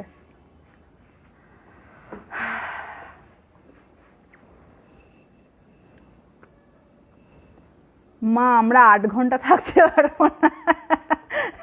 সেই খুব কঠিন, খুব কঠিন। ওই জন্য কেউ যখন বলে আমাকে আমি সন্ন্যাস নেবো, আমি প্রথমেই তাকে বলি, বাবা দাঁড়াও, একটু রোসো। এটা শখের ব্যাপার নয় বাবা, যে আমি বেড়াতে চলে গেলাম পুরী, আমি ওখানে চলে গেলাম। মা শারদামণি এই ব্যাপারে খুব সতর্ক করছেন, যে সঠিক যদি গাইডেন্স না হয় না, মিসগাইডেড হয়ে যাওয়ার খুব চান্স থাকে। এবং ম্যাক্সিমাম জায়গায় কি বলুন তো, একটা ব্যাপার বলি, ম্যাক্সিমাম জায়গায় আপনি যে কোনো জায়গায় থাকতে যাবেন না, অনেকের ধারণা থাকে কি আমি বুড়ো বয়সে আশ্রমে থাকবো, অনেকের এটা কনসেপ্ট। কিন্তু একটা ব্যাপার, এবং অনেকে আছেন ভাবেন, ইয়াং ছেলে মেয়ে হয়তো কোনো কারণে ফ্রাস্ট্রেটেড হয়ে গেছে, জীবনে শান্তি নেই, কেউ খুব দুঃখ দিয়েছে, বাড়িতে অশান্তি, সে ভাবছে হয়তো আমি সাধু হয়ে যাবো। সাধু হওয়া মানেটা কি আমি একটা আশ্রম জয়েন করে নিলাম, তাই না? একটা আশ্রমে চলে গেলাম, সেখানে গিয়ে আমি ঘাস কাটবো, সেখানে গিয়ে আমি ডিসপেন্সারিতে বসবো, সেখানে গিয়ে আমি স্কুলে পড়বো। No, that is not sadhuhood. Sadhuhood is much more. আমার যদি স্কুলে চাকরি করার হতো, তাহলে আমি এমনি জায়গায় করতে পারতাম। Isn't it so? এটা আরো অনেক উচ্চ তত্ত্বের জিনিস, যেখানেতে আমার ইন্দ্রিয়কে সংযত করতে হবে, আমার মনটাকে সংযত করতে হবে। সেখানে গিয়ে কি হয়, ম্যাক্সিমাম ওই কাজ করতে করতেই সময় চলে যায়।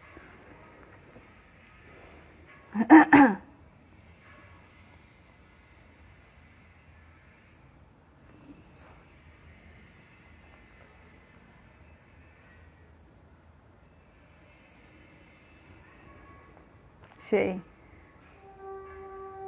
আমার ভাই আমাকে খুব ভালোবাসতো, তো ও আমাকে খুঁজে বের করে, ওই আমাকে প্রথম খুঁজে বের করে কোনো জায়গা থেকে।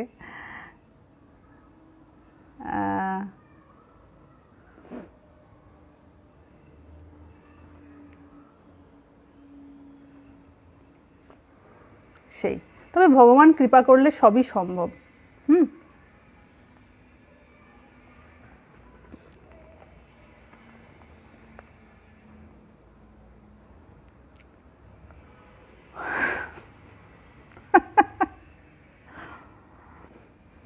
যারা দীক্ষা নেয়নি তারা কিভাবে জব করবে, এটা অনেক একাধিকজন প্রশ্ন করেন। আমি বলি এটা নিয়ে একটা ভিডিও, আমাকে একটা লাইভে এটা ক্লিয়ার করে দিতে হবে। দীক্ষা ব্যাপারটা কি, মন্ত্র ব্যাপারটা কি, দীক্ষা মন্ত্র কি জিনিস, আর যারা জব করছে তাদের কেমন করে জব করতে হবে, যারা দীক্ষা নেয়নি তাদের কেমন করে জব করতে হবে, এই টপিকটা নিয়ে একটা লাইভ করতেই হবে, এত প্রশ্ন আসছে এটা নিয়ে।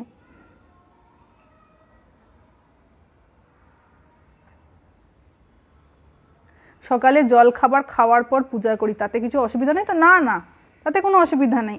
বেশিক্ষণ অভুক্ত থাকলে আবার সমস্যা, কারণ বেশিক্ষণ পেট খালি রাখলে বিভিন্ন ধরনের সমস্যা হয়।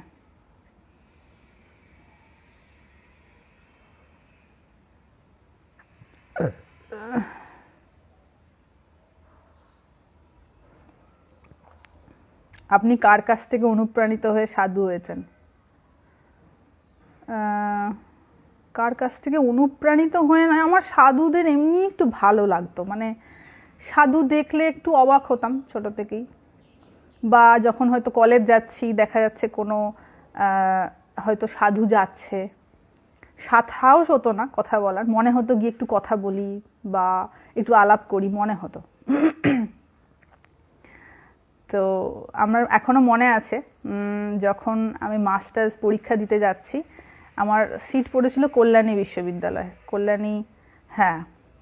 তো সেখান থেকে যখন ব্যারাকপুর হয়ে ফিরতাম, তখন ওই মানে একটু গেরুয়া গেরুয়া টাইপের শাড়ি পরা 2-3 জন মহিলা লঞ্চ পেরোতেন ওই টাইমটাতেই।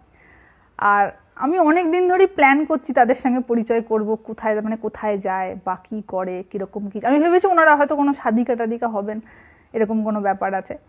কিন্তু পরে জানলাম যে না, ওনারা বিএড পড়েন কোথাও একটা, কোনো আশ্রমের আন্ডারে বিএড পড়েন।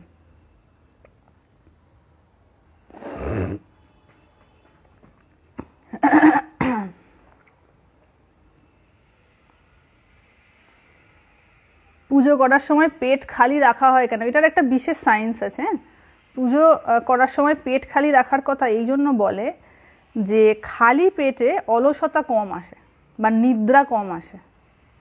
যেই দেখবেন আপনি যতক্ষণ অভুক্ত আছেন আপনার খুব বেশি ঘুম পাবে না, যেই পেটে একটা কিছু দিয়ে দিলেন আপনা হতেই মনে হবে একটু শুই, একটু বসি, একটু তমগুণের প্রভাব কাজ করবে। তো সেই জন্য একটু পেটটা খালি রেখে জব ধ্যানটাও একটু খালি, মানে একটু কম খাবারে, খেয়েই সাথে সাথে জব ধ্যান হয় না, একটু খালি পেটে। ওই জন্য ভোরবেলা, ওই সময় তো আর কেউ পেটে কিছু দেয় না, আর সন্ধেবেলা ঠিক আছে জব ধ্যান করে হয়তো একটু কেউ কিছু খেলো, কিছু টিফিন করলো বা কিছু করলো, এইগুলোর ব্যাপার রয়েছে। আপনার পরিবারের কেউ কি সাধু ছিলেন? না না, কোনো কালে না। আমাদের পূর্বপুরুষরা সব জমিদার ছিলেন, সব জমিদারি চাল। কেউ কোনো কালে হয়নি, মানে 7 পুরুষে কেউ হয়নি অ্যাটলিস্ট। ফিশ কি চলে গেল?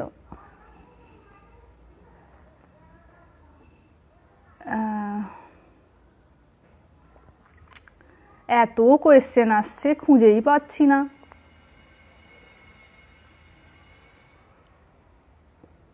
একবার গুরু মন্ত্র নিয়ে আবার পুনরায় গুরুকরণ করা যায়, এটা প্রচুর প্রশ্ন আসে। দেখুন, না করাই ভালো, আমি বলবো না করাই ভালো।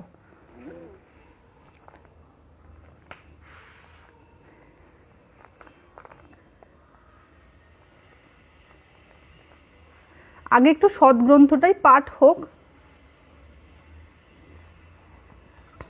আগে সদ্গ্রন্থটাই একটু পাঠ করা হোক, ধীরে ধীরে একটু ভগবানের প্রতি ভালো লাগাটা আসুক।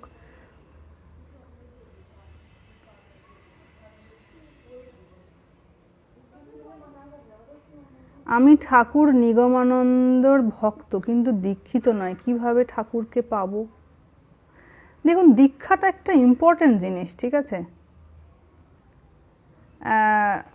না হলে যে নামটা আমি জপ করবো, একটা নাম তো আমার দরকার। আমি সাধারণের জন্য বলছি, ধরুন অবধূতের 24টা গুরু ছিল, তাদের ব্যাপারটা অন্যরকম ছিল, কিন্তু আমরা যেহেতু সাধারণ মানুষ, তাই আমাদের সাধারণ রাস্তা দিয়েই এগোতে হবে, যেটা মহাপুরুষেরা বলে গেছেন যে রাস্তা। তো খুব স্বাভাবিকভাবে একটা দীক্ষা মন্ত্র থাকলে কি হয়, সেটাকে আমি রিপিটেডলি জপ করতে পারবো। এবার যাদের নেওয়া হয়নি তাদের জন্য একটা ভিডিও আমি বানাবো। কথামৃতের কয় খণ্ড আছে মা? কথামৃত তো একটাই, ছোট ছোট বই করা হলে বোধহয় 5টা আছে, আর বড় বই বোধহয় 2টো আছে। আমার কাছে যে কথামৃতটা রয়েছে সেটা 2টো মোটা মোটা পার্ট, 2টো রয়েছে। আর ছোট ছোট বই করেছেন দেখলাম, সেগুলো সব ওই 5টা খণ্ডে করেছেন।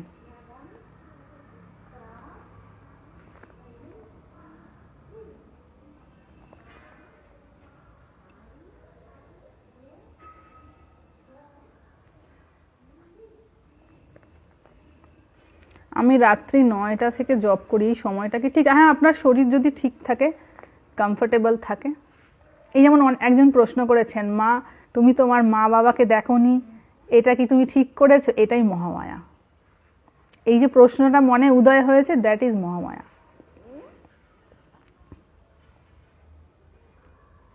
আপনি কি দীক্ষা দেন? না না না না না। আপনি কি পূজনীয় ভূতেশানন্দ মহারাজকে দেখেছেন? না, আমার দেখার সৌভাগ্য হয়নি। আমার দেখার সৌভাগ্য হয়নি। আই থিঙ্ক মহারাজের শরীর আমি গহনানন্দজিকে দেখেছি। হ্যাঁ, গহনানন্দজিকে দেখেছি।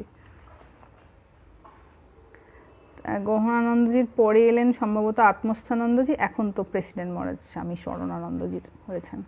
তার আগে আমার তেমন মঠের সঙ্গে কন্ট্যাক্টও হয়নি, বা আমি যাতায়াতের তেমন সুযোগ পাইনি, কারণ আমার বয়স অনেক কম ছিল। ছেলে ও মেয়ের বোধটা মায়া দ্বারা হয়, আসলে সবই। হ্যাঁ, একদম ঠিক। ওটা আলাদা আলাদা বোধটাই হচ্ছে মায়ার কারণে, কারণ মায়াতে তো যেটা নয় সেটা মনে হয় না।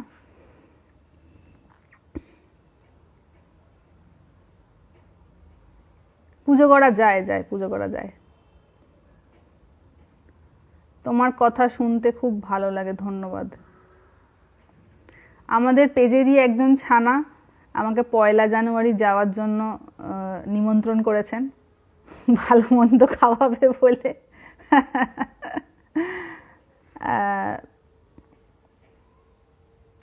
1 জানুয়ারি কল্পতরু দিবস। শ্রীমদ্ ভাগবত পড়তে চাই, কার লেখা বই কিনবো?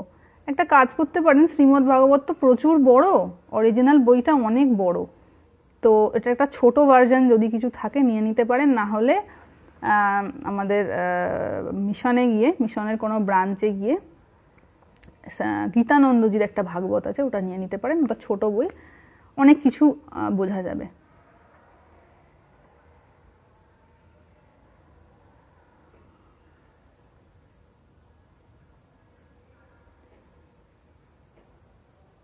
না, এমন কোনো বই নেই। হ্যাঁ, এমন কোনো বই নেই। শর্টে আসলে কিছু হয় না, জানেন তো। ওই ভাগবতের একটা ছোট বই আছে, কিন্তু গীতার অর্থ বুঝতে গেলে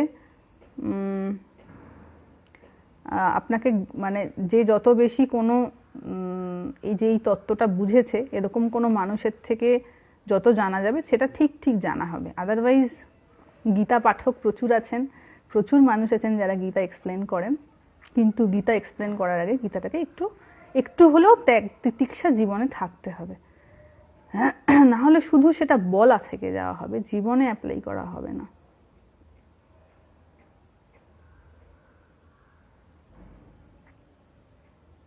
মা আপনি কি ধরনের খাবার গ্রহণ করেন? ওই তো বললাম, আমি সকালবেলা ওই দুধ রুটি খাই চিনি ছাড়া, আর তারপর রান্না করি, আর ওই একটা তরকারি ডাল ভাত খাই। আর সন্ধ্যের দিকে মোটামুটি 7টা রাউন্ডে আমি ওই একটুখানি 2টো রুটি আর একটু তরকারি দিয়ে খেয়ে নিই। আর রাতে 8টার সময় দুধ রুটি চিনি ছাড়া। মানে সকালে যে দুপুরে যে তরকারিটা বানাই সেটা একটু রেখে দিই, রুটি দিয়ে সেটা কিছুটা খেয়ে নিই, 2টো রুটি 7টার সময় খেয়ে নিই। তারপরে 8টার সময় দুধ দিয়ে রুটি, 1-2টো রুটি আরও খেয়ে নিই চিনি ছাড়া। ব্যাস, এই হচ্ছে আমার খাবার। আপনার সাথে দেখা করতে চাই যখন যাব তখন। হ্যাঁ, আপনি কি সাবজেক্ট নিয়ে মাস্টার্স ডিগ্রি অর্জন করেছেন? ইংরেজি। ভাগবত আর গীতা তো একই বই না? না না না, ভাগবত আর গীতা এক না। শ্রীমদ্ ভাগবত হচ্ছে শ্রীকৃষ্ণের জীবনের উপর বর্ণনা করা, আর গীতা হচ্ছে যুদ্ধক্ষেত্রে, মানে কুরুক্ষেত্রের যুদ্ধক্ষেত্রে ভগবান অর্জুনকে যে উপদেশ দিয়েছিলেন তত্ত্বজ্ঞানে, সেটা হচ্ছে গীতা।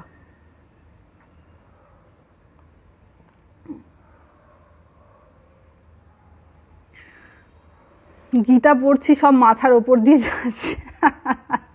হ্যাঁ, একটু তো কঠিন হবেই, অত সহজ হলে তো সবাই পড়ে নিত, কিন্তু এই বাংলাগুলো করা আছে তো বুঝতে খুব সুবিধা হবে।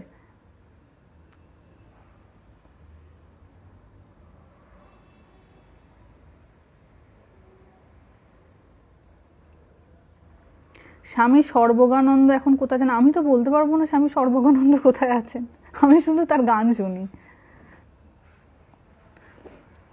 তো আশা করি এই মহামায়ার ব্যাপারটা বোঝা গেছে তিনি কেমন জিনিস।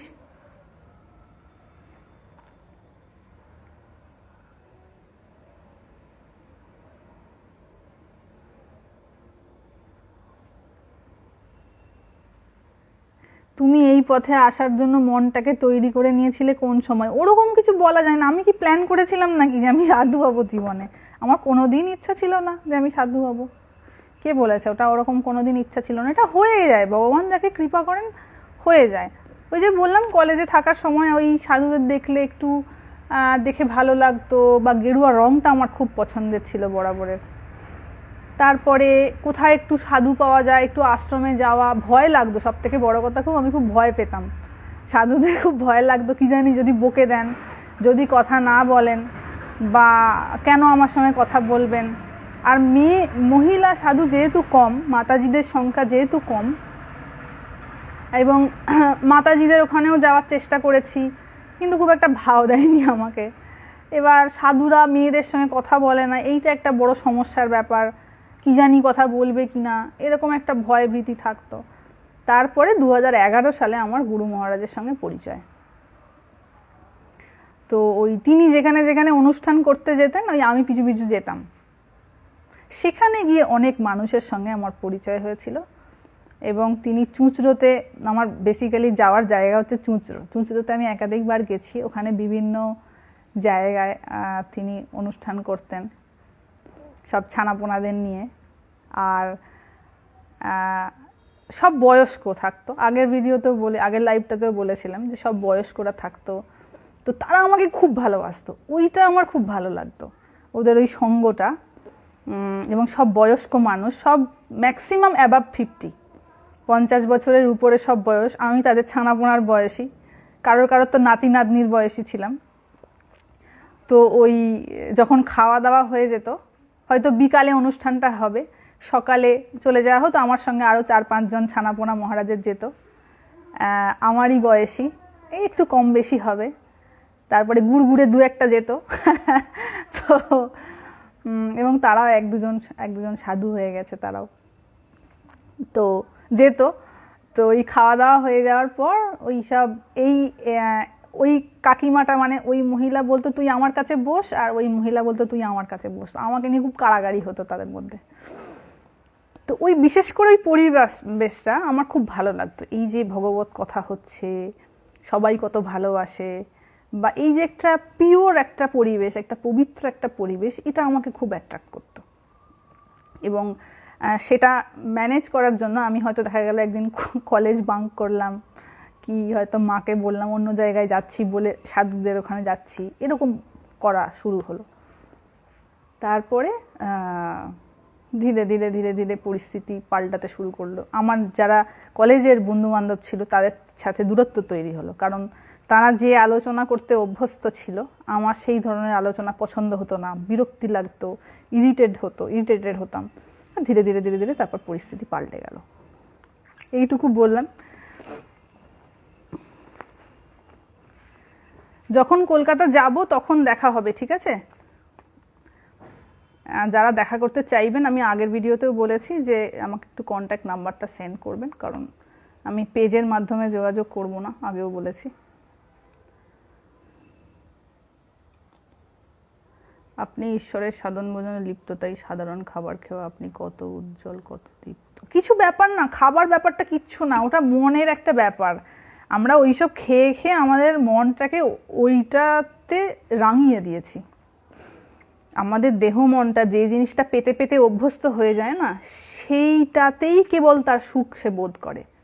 কিন্তু কিছু ব্যাপার না, একটু প্রথম অসুবিধা হবে, বাকি এটা জীবের ব্যাপার, একটুখানি খেয়ে নিলাম ব্যাস হয়ে গেল, আর কোনো স্বাদ নেই তো। এবং সত্যি কথা বলতে কি, ভগবানের রাস্তায় এগোতে হলে এই ইন্দ্রিয়টাকে সংযত করা খুব দরকার।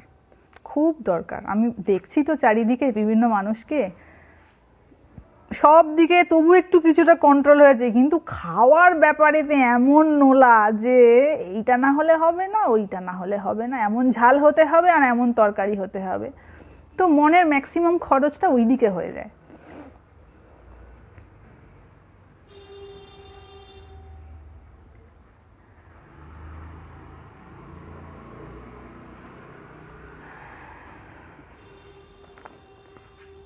মহামায়ার কাছে অনুরোধ করলে তিনি কৃপা করবেন। তো ওই যে ভগবান বলছেন সপ্তম অধ্যায়ে, মামে বয়ে প্রপদ্যন্তে মায়া মেতাম তরন্তিতে, যে আমার শরণাগত হয় সেই কেবল এই মায়াকে ত্যাগ করতে পারে বা ক্রস ওভার করতে পারে। এই যে মায়া সমুদ্র রয়েছে এটাকে ক্রস ওভার করতে পারে সেই যে শ্রী ভগবানের শরণাপন্ন হয়, তিনি রক্ষা করেন।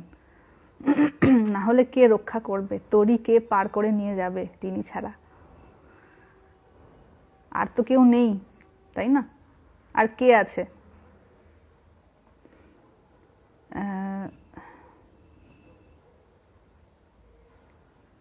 ওখানে জ্ঞান মার্গ আছে, ভক্তি মার্গের কোনো বিষয় নেই। বুঝলাম না কোথায় ভক্তি মার্গের কোনো বিষয় নেই।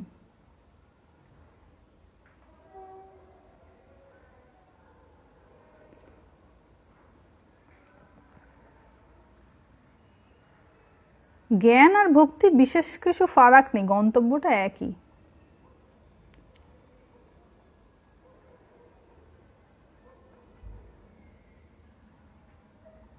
ব্রহ্ম বাবার ব্যাপারে কিছু জানেন? আমি এই ব্যাপারে বলতে পারবো না, মানে আমার বিশেষ স্টাডি নেই এই ব্যাপারটায়। হ্যাঁ, যে বিষয়টা স্টাডি নেই সেটা নিয়ে তো বলতে পারবো না।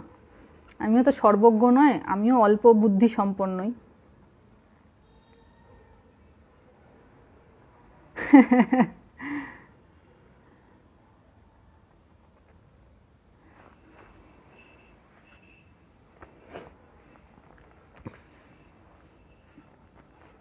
হ্যাঁ, এখানে ঠান্ডা আছে, ঠান্ডা পড়ে গেছে। কি অপূর্ব করে বোঝালে মা, ধন্যবাদ।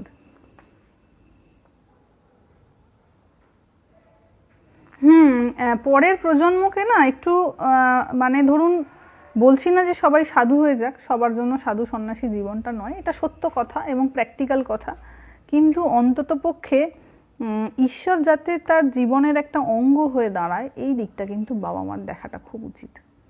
না হলে বাচ্চাটা বাঁচবে কি নিয়ে এই জিনিসটা তো ভাবতে হবে। সে কোন জিনিসটাকে আঁকড়ে নিয়ে থাকবে? বাবা মা তো সারা জীবন থাকবে না, চলে যাবে। মানে ছেলে, ধরুন ছেলের বউ বা মেয়ের স্বামী, সেও তার সঙ্গে কতদিন থাকবে কোনো গ্যারেন্টি নেই।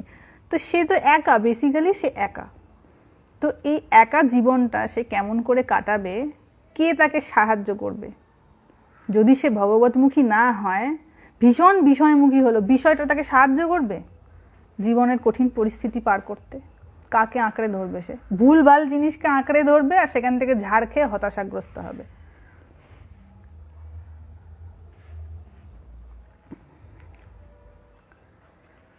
তাই না? এই আগের দিনও বলছিলাম, এই যে এখন এত সমস্যা কেন? কারণ ভুলভাল জিনিসে আমরা আঁকড়ে ধরি। রাতের দিকে লাইভে এলে ভালো হয়, দেখা যাক, এইটা একটা ব্যাপার করতে হবে। ওটা যদি শনিবারের জায়গায় মা শারদার পা ছড়ানো ছবি বাড়িতে রাখলে কোনো অন্নভাব হয় না। বাবা, জীবনের প্রাপ্তি নির্ভর করছে নিজের কর্মের ওপর, ছবির ওপর না। যার বাড়িতে মা শারদার ছবি নেই, সে তার যদি কর্ম ঠিক থাকে সে এমনিই খেতে পাবে। মায়ের শুধু ছবিটা জীবন পাল্টে দেবে এমনটা হতে পারে কখনো? মা হয়েছে তার কর্ম দিয়ে, তাই না? জীবনের যে কোনো প্রাপ্তি, তার জন্য আমাকে কিছু কর্ম করতে হবে। আমি যদি কর্ম না করে শর্ট রাস্তায় চলে গেলাম, শর্টকাট, এরকম করে কি হবে? এরকম করে হওয়া সম্ভব নয়। অনেকে থাকে দেখেছি শর্টকাট রাস্তা, এই জিনিসটা করব এটা পেয়ে যাব, অমুক যজ্ঞ করব অমুক জিনিসটা পেয়ে যাব। কত মাথা মোটা হলে তবে এই ধরনের বুদ্ধি আসে যে এইটা করে আমি ওইটা পাবো, এইটা পাঠ করছি মানে আমার ওই ইচ্ছাটা পূরণ হয়ে যাবে। হয়তো হবে, কিন্তু আমার হতাশা যাবে না। হয়তো হবে, কেউ হয়তো কিছু চাহিদা নিয়ে কিছু করছেন, যে আমি রোজ গীতা পাঠ করছি মানে আমার এই মনের ইচ্ছাটা পূরণ হয়ে যাক, হয়তো হবে। কিন্তু আমার মনের অশান্তি যাবে না, আমার মনের হতাশা যাবে না, কারণ আমার মনের কামনা যায়নি। ওটা পূরণ হয়ে যাবে, আবার আর একটা চলে আসবে নতুন একটা বড় ইস্যু নিয়ে, তখন এবার ওইটা নিয়ে কিছুক্ষণ চলবে যুদ্ধ।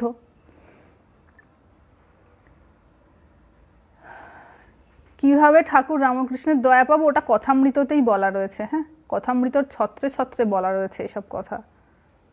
কথামৃত যারা শ্রীরামকৃষ্ণদেবের অনুরাগী, তাদের কথামৃতটাই হচ্ছে যেন ঠাকুরের সৎসঙ্গ করা, ঠাকুরের সঙ্গ করা। ঠাকুর তো জ্যান্ত হয়ে রয়েছেন ওখানে না। গীতা যেমন সাক্ষাৎ ভগবান কৃষ্ণ, মানে ভগবান যা বলে গেছেন সেটা গীতাতে আছে, মানে ওটা যেন সাক্ষাৎ জ্যান্ত কৃষ্ণ। তো ঠিক তেমনি কথামৃত হচ্ছে রামকৃষ্ণদেবের জ্যান্ত শরীর, জ্যান্তই, ওটা জ্যান্তই, ওটা চোখ নাই যা সে দেখতে পাবে না, কিন্তু ওটা জ্যান্তই। তো তো সেইটা পড়া মানে তাঁরই সঙ্গ করা। এবার বাকিটা তো অনুভূতির ব্যাপার, ওটা তো বলে দেওয়া যাবে না, ওটা কেউ কারুর করে দিয়ে যেতে পারবে না, ওটা নিজেকে করতে হবে, তাই না? ওই ব্যাপারটা নিজেকে করতে হবে, ওটা কেউ করে দিয়ে যেতে পারবে না। তপস্যা, একটা কথা আছে না, বিনা প্রেম সে নেহি মিলে নন্দ লালা, তাই না? ভগবানকে পেতে গেলে প্রেম চাই বাবা, ভালোবাসা চাই, প্রেম চাই, আকর্ষণ চাই। আপনি কিভাবে 8 মাস পার করলেন? ওরে বাবা, সে আমার যা 8 মাস গিয়েছিল, খুব কঠিন, খুব কঠিন। মানে ধরুন আমি খোলামেলা ঘুরে বেড়ানো মানুষ, সেখান থেকে একটা ঘরের মধ্যে 8 মাস থাকাটা খুব চাপের ছিল, খুব কঠিন ছিল।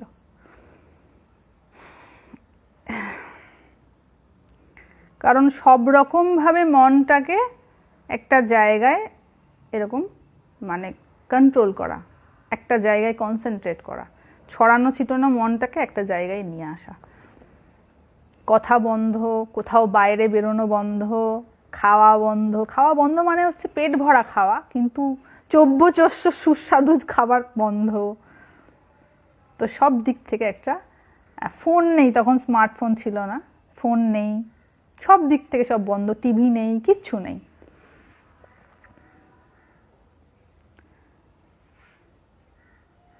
মা কি করে আপনি ভেজে এলেন? ভেজে না, ওটা ভেগে বুঝলাম না। যদি ভেজ বলে থাকেন তাহলে বলবো সবই অভ্যাসের ব্যাপার, কিচ্ছু এমন ব্যাপার না। আপনি বেটার কোনো জিনিসের সন্ধান পেলে এইসব ছোটখাটো জিনিস ছেড়ে দেওয়াটা কোনো ব্যাপার না।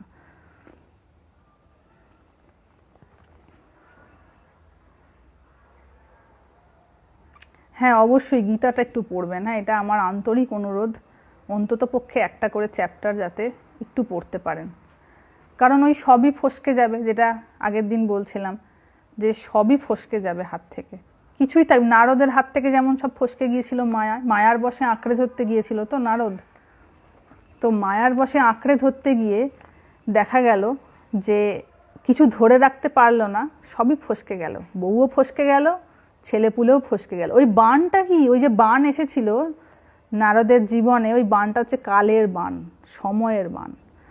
তো এই কালের প্রভাব এমন যে এই হাতেতে আমরা কিছু রাখতে পারবো না, এটা খালি এসেছি খালি থাকবে, এই যেমন খালি হাত খালি হাতই থাকবে। কিন্তু ওটা মহামায়ার চক্করে মায়ায় পড়ে আমাদের মনে হয় এইটা আঁকড়ে ধরি, আর ওইটা আঁকড়ে ধরি, আর এইটা আঁকড়ে ধরি, কিন্তু হবে ফসকে সবই যাবে। তো এই কথাগুলো বানানো হয়েছে, গল্পগুলো বানানো হয়েছে এই তাৎপর্যমূলক পয়েন্টের দিক থেকে। আমরা এই ভুলগুলোই তো করি।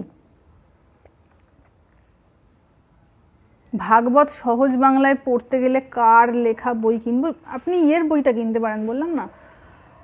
আমি অন্য বই পড়িনি, যে বইটা পড়েছি সেটা বলতে পারবো, হয়তো আরও বেটার বইও থাকতে পারে, কিন্তু আমি পড়েছি ওই গীতানন্দজির বইটা, শ্রীমদ্ ভাগবত কথা, ছোট বই, মানে যে এরকম হবে মোটা, তো ওর মধ্যে মোটামুটি ভাগবতটা পুরোটাই দেওয়া রয়েছে।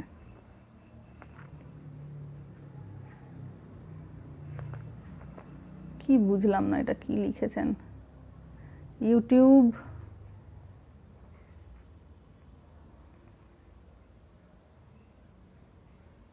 দেখতেই পেলাম না কি এলো। যাই হোক, এত কমেন্টস আসছে বাবারে। বাড়ির কথা কি মনে পড়লে কিভাবে মন্টল করতেন?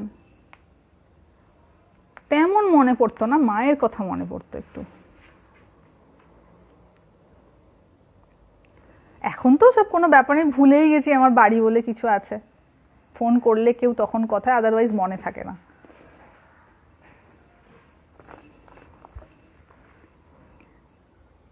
চুরাশি লক্ষ জন্মচক্র নিয়ে একদিন আলোচনা করবেন।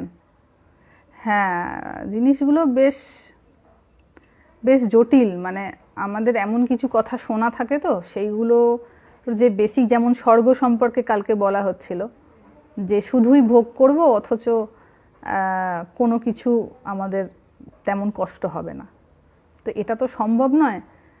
একটা জিনিস ভেবে দেখুন, ধরুন আমাদের দেহটাকে পুড়িয়ে দিল, নষ্ট হয়ে গেল তো দেহটা, তো আমাদের যে সেন্স অর্গানের যে বোধটা, ওটা কি করে হয়? ইন্দ্রিয়, ইন্দ্রিয় দিয়ে বোধ হয় তো আমাদের। তো দেহটা চলে গেল মানে ইন্দ্রিয়গুলো আর থাকলো না, কিন্তু স্বর্গে গিয়ে সুখ ভোগ করব, কি কনসেপ্ট! সুখটা হবে কোথা দিয়ে? ইন্দ্রিয় ছাড়া সুখের অনুভূতি হয় কখনো? ইন্দ্রিয়গুলোকে যদি ইনঅ্যাক্টিভ করে দেয়া হয়, ডিসেবল করে দেয়া হয়, তাহলে আর সুখের অনুভূতি হবে? দেখা গেল ধরুন যাদের করোনা হয়েছিল, জিভে স্বাদ পাচ্ছে না, ঠিক আছে, জিভে স্বাদ পাচ্ছে না, সব খাবার তেতো লাগছে, আপনাকে বিরিয়ানি দেয়া হলে ওটা খেয়ে ভালো লাগবে? ভালো লাগবে না তো। তার মানে হচ্ছে আমার সুখ বোধ হতে গেলে আমার এই ইন্দ্রিয়গুলোকে ঠিক থাকতে হবে। তো আমার দেহটাকে যদি পুড়িয়ে দিল, কি নষ্ট হয়ে গেল আমার দেহটা, ইন্দ্রিয়গুলোও তো সাথে সাথে নষ্ট হয়ে গেল, তো স্বর্গে গিয়ে সুখ ভোগ করবো কি করে? ওখানে আলাদা বডি দিয়ে দেবে বলুন, আলাদা একটা, সেই অপারেশন থিয়েটারে ঢোকার সময় যেরকম ড্রেস দিয়ে দেয়, ওপরে ওরকম একটা বডি দিয়ে দেবে যে তুই এর ভেতর ঢুকে পড়, ঢুকে পড়ে তোকে স্পেশাল সুখ দেয়া হবে। কি কনসেপ্ট, মানে কত কল্পিত কনসেপ্ট আমাদের জীবন সম্পর্কে।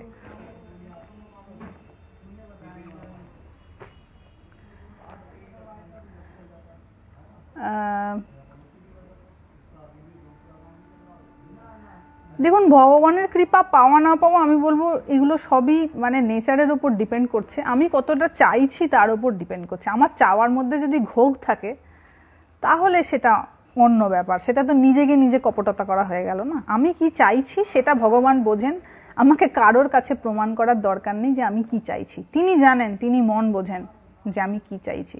তাহলে আমি যেটা পাবো, চাইবো, আমি সেই অনুযায়ী ফল পাবো, তাই না?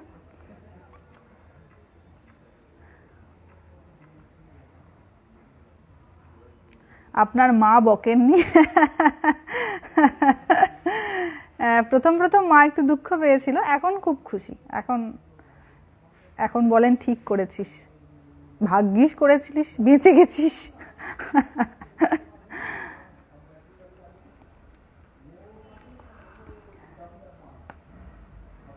সাধারণ মানুষ ঈশ্বরের কৃপা লাভ করবেন কিভাবে? যে ঈশ্বরের কৃপা লাভ করবে সে আর সাধারণ থাকবে না তো।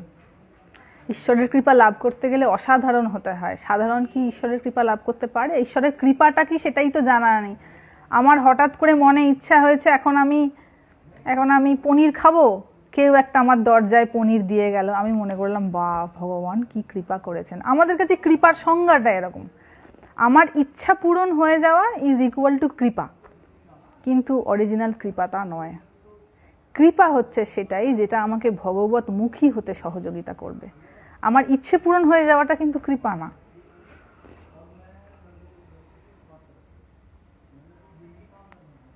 হ্যাঁ, দেবদেবী নিয়ে আমি পরের লাইভটা করব, হ্যাঁ একটু স্টাডি করে নিই। দেবদেবীর ব্যাপার নিয়ে অনেক মিসকনসেপশন আছে, কোথা থেকে এলো এত কনসেপ্ট, কি ব্যাপার না ব্যাপার।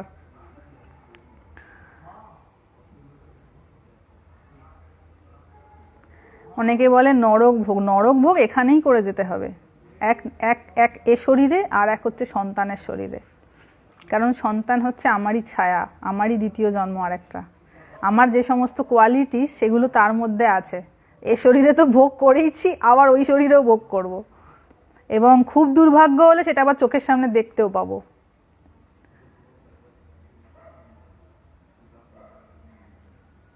মারা যাবার পর আমাদের মা বাবা কি আর আমাদের প্রতি কোনো অনুভূতি থাকে? দেখুন থাকে, হয়তো সন্তান তো ভালোবাসাটা থাকে, তারপর ধীরে ধীরে তারাও ভুলে যায়। কি মায়া সংসার তো কদিন মনে রাখবে, আপনি ভাবুন না, যার জন্য এত প্রাণ ব্যাকুল হচ্ছে, সে যদি মরে যায় আমি কদিন তাকে মনে মনে রেখে শোক পালন করব, কত কাঁদবো, 6 মাস কাঁদবো, 1 বছর 2 বছর কাঁদবো, কান্না থামতে বাধ্য। কত কাঁদবো? বা আমরাই যদি মরে যাই, আমাদের প্রিয়জনেরা যারা রয়েছে তারা কত কাঁদবে?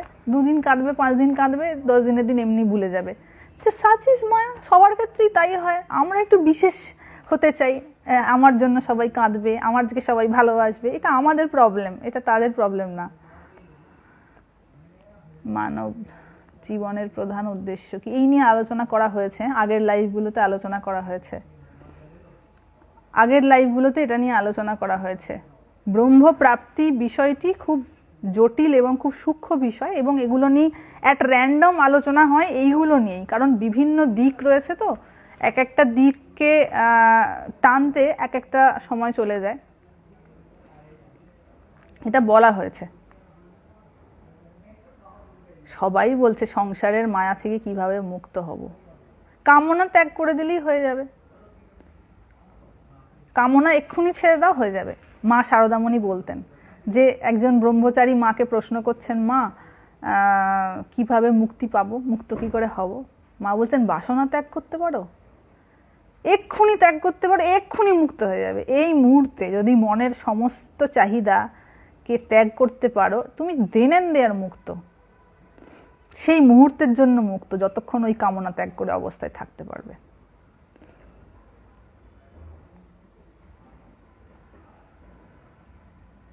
আপনার মা ডেলি ফোন করে? না না,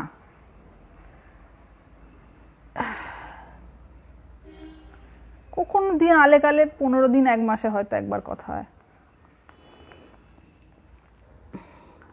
পরমার্থ প্রসঙ্গে একদিন আলোচনা করা হবে। হ্যাঁ, ওই বইটি খুব সুন্দর।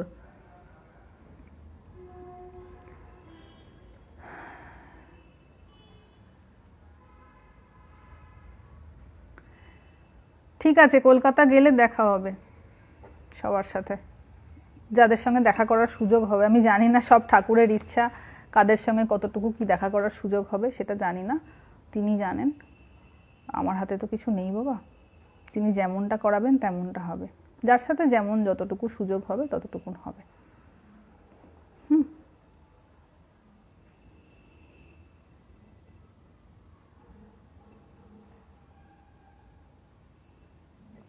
হ্যাঁ, মায়ের তো সব থেকে বড় বন্ধন তার সন্তান।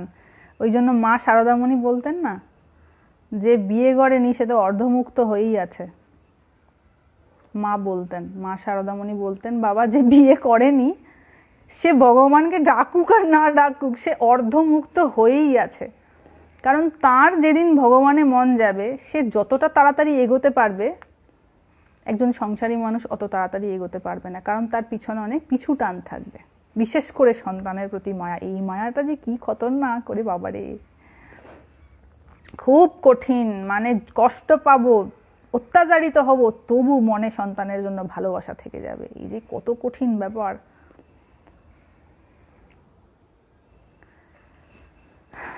খুব কঠিন ব্যাপার এই মায়াকে অতিক্রম করা। অথচ সব কিছুই থাকবে না, মানে আমার যখন শরীর যাবে, আমার সন্তানের সঙ্গে কি সম্পর্ক থাকবে? থাকবে না, ওটা একটা টেম্পোরারি রিলেশন। কিন্তু এমন তার প্রভাব, মায়ার চক্র এমন যে ওইটাকেই কেবল সত্য বোধ হয়। সেই মমত্বের কাছে সমস্ত জগৎ তুচ্ছ। মানে মায়ের সন্তানের প্রতি মমত্বের কাছে যেন জগৎ শুনো, জগৎ মরে মরুক, ওটা আমার সত্য, ওটার প্রতি প্রেম প্রীতি ভালোবাসা থেকেই যায়।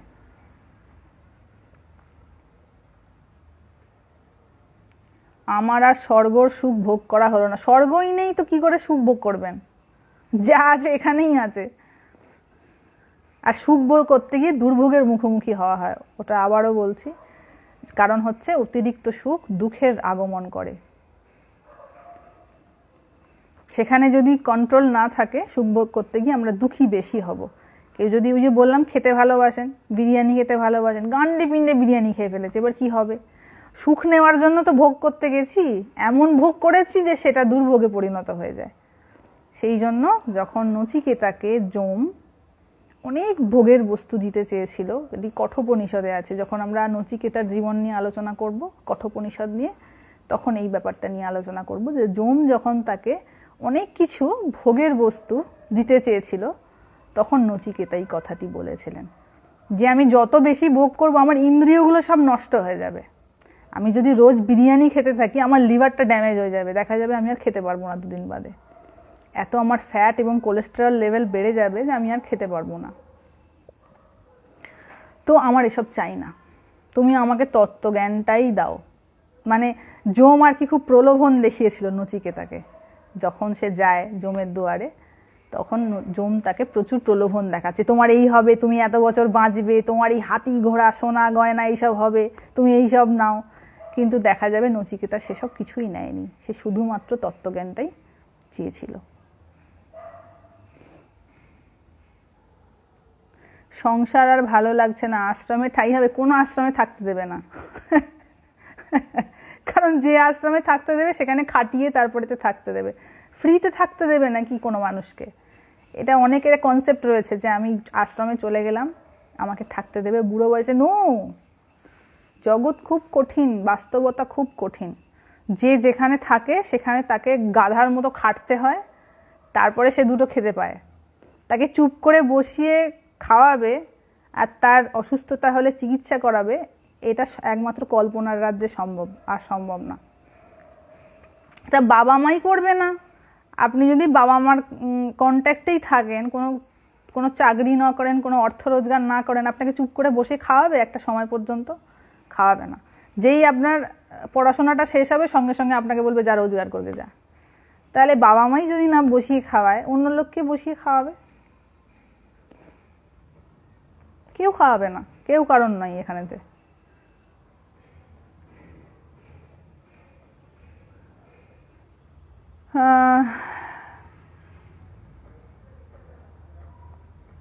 ঠিক আছে, কত বাজলো জানি না, হয়তো একটু দেরি হয়ে গেছে আজকে।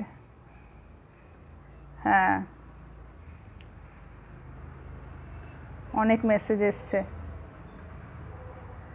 আমাদের কালকে একটা ভিডিও কলের একটা সমস্যা হয়ে গিয়েছিল ভুল করে, ওটা কেউ কিছু মনে করবেন না। হ্যাঁ, ওটা একটা গোলমাল হয়ে গিয়েছিল একটু ভুলভ্রান্তি করে। ভদ্রলোক নিজেও আমাকে পার্সোনালি মেসেজ করে অ্যাপোলজি চেয়েছেন। মা সন্তানকে ঈশ্বরমুখী করতে চাই যাতে ও শান্তি পায়, আপনি সাহায্য করুন। সন্তানকে ঈশ্বরমুখী করতে গেলে আপনাকে নিজে ঈশ্বরমুখী হতে হবে। আমি যদি না হই, ওকে ঈশ্বরমুখীটা করবে কে? কিভাবে করব? এমনি এমনি কি কেউ ঈশ্বরমুখী হয়?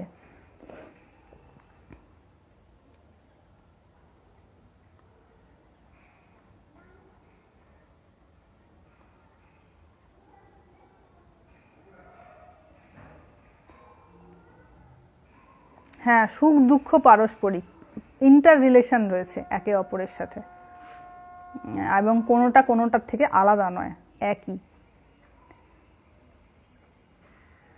সন্তানকে কিভাবে ঈশ্বরমুখী করবো? ওই যে বললাম, প্রথমে সেই ব্যক্তিটিকে ঈশ্বরমুখী হতে হবে। সে যদি দেখে যে আমার মা সময়ে উঠছে, ধরুন একটা সন্তান, সে তো কিছু বোঝে না, সে কিছু সংস্কার নিয়ে এসছে, সেই সংস্কারগুলো সব বাবা এবং মায়ের, ম্যাক্সিমাম কিছু পূর্বপুরুষের থাকে। দেখা যাবে যেটা বাবা মার মধ্যে নেই, হয়তো মামার রয়েছে, সেটা সে পেয়ে গেল। এটা নেচারের খেলা, এটাতে আমাদের কোনো হাত নেই। এবং বাবা এবং মা সারা জীবন ধরে যে কার্য করেছেন, যে চিন্তা করেছেন, তার কিন্তু একটা প্রতিফলন হয় ওই সন্তান, ম্যাক্সিমাম ক্ষেত্রে, সব ক্ষেত্রে বলবো না, কিছু ব্যতিক্রম আছে। তাই আবারও বলছি, এখনকার জেনারেশনের যারা ভীষণ অসংযত জীবনযাপন করছেন, উল্টোপাল্টা জীবনযাপন করছেন, সে কোনোদিন একদিন বিবাহ করবে, তার কোনো একদিন সন্তান হবে, তার সন্তানটা কেমন হবে এবার বুঝতে পারছেন তো? সে মনে মনে ভাবছে আমি একটা বেদব্যাসকে বোধহয় নিয়ে আসবো জগতে, কারণ তার ওই যে কর্ম অতীতে করা হয়ে গেছে না, ওই ছবিটা হয়ে দাঁড়াবে তার সন্তান। কি বিভীষিকাময় অবস্থা হতে পারে, এটা মানুষ বুঝতে পারে না যে ওইটার কি রেজাল্ট হতে পারে। কলেজে পড়ছে তো কোনো ধারণাই নেই, জীবন সম্পর্কে কোনো ধারণাই নেই, না ভগবানের ভালোবাসা আছে, না জীবন সম্পর্কে কোনো ধারণা আছে। সে যথেচ্ছাচার করছে, নিজের জীবনে যা পারছে করছে, কাউকে মানছে না। কিন্তু একটা সময় তাকে সংসার করতে হবে, সে স্থিতিশীল হবে, তার একটা জীবন হবে, তার একটা সংসার হবে, কিন্তু তার যে কর্ম, তার ফল হয়ে আসবে ওই সন্তান, যাকে সে মায়ায় না পারবে ফেলতে, না পারবে ঘিরতে। কিন্তু সেই সন্তান যদি ঠিক না হয়, যত ওই অতীতে অপরাধ করা হয়েছে সব কান মুলে শাস্তি দেওয়ার রাস্তা নিজেরাই তৈরি করা হয়েছে। এটা কিন্তু সত্য। আপনার কাছ থেকে দীক্ষা নিতে চাই, না না আমি দীক্ষা দিই না বাবা, এত জায়গা রয়েছে দীক্ষা নেওয়ার।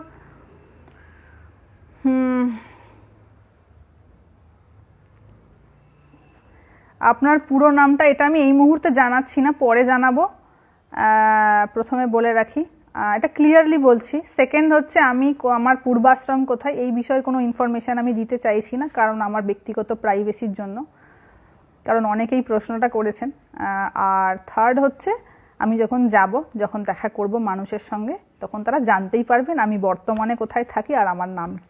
Hope it is clear now.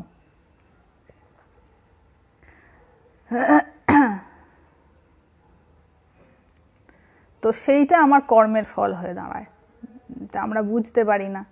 তো তার জন্য সেই বাচ্চাটা যখন দেখবে যে মা সকালবেলা ঘুম থেকে উঠলো, মা ঘুম থেকে উঠে, সে তো ছোট, সে পুচকে তখন এইটুকু, উঠে থেকে যদি এই জিনিসটা দেখতে পায় যে মা সকালবেলা উঠলো, উঠে একটু জব করছে বসে বা ভগবানের নাম করছে, তারপর খেতে দিল, তারপরে যখন দেখবে বাবা মার সঙ্গে সম্পর্ক খুব সুন্দর সুস্থ, তার মানসিকতাটাও সুস্থভাবে গড়ে উঠবে। কিন্তু বেসিক্যালি আমরা ওই বিভিন্ন মানে নিজেদের চাহিদাটা তার মধ্যে দিয়ে পূরণ করতে চাই। তো মানে আমার জীবনে যে না পাওয়া, আমি চাইবো আমার সন্তান সেটা করুক, সেটা দেখে আমার সুখ, আমি নিজে সুখী হতে চাইছি, তারটা পরে যাক। মানুষের স্বার্থপরতার বীজ কোথায় যে ভেতরে ঢুকে রয়েছে এটা মানুষ নিজেও বোঝে না।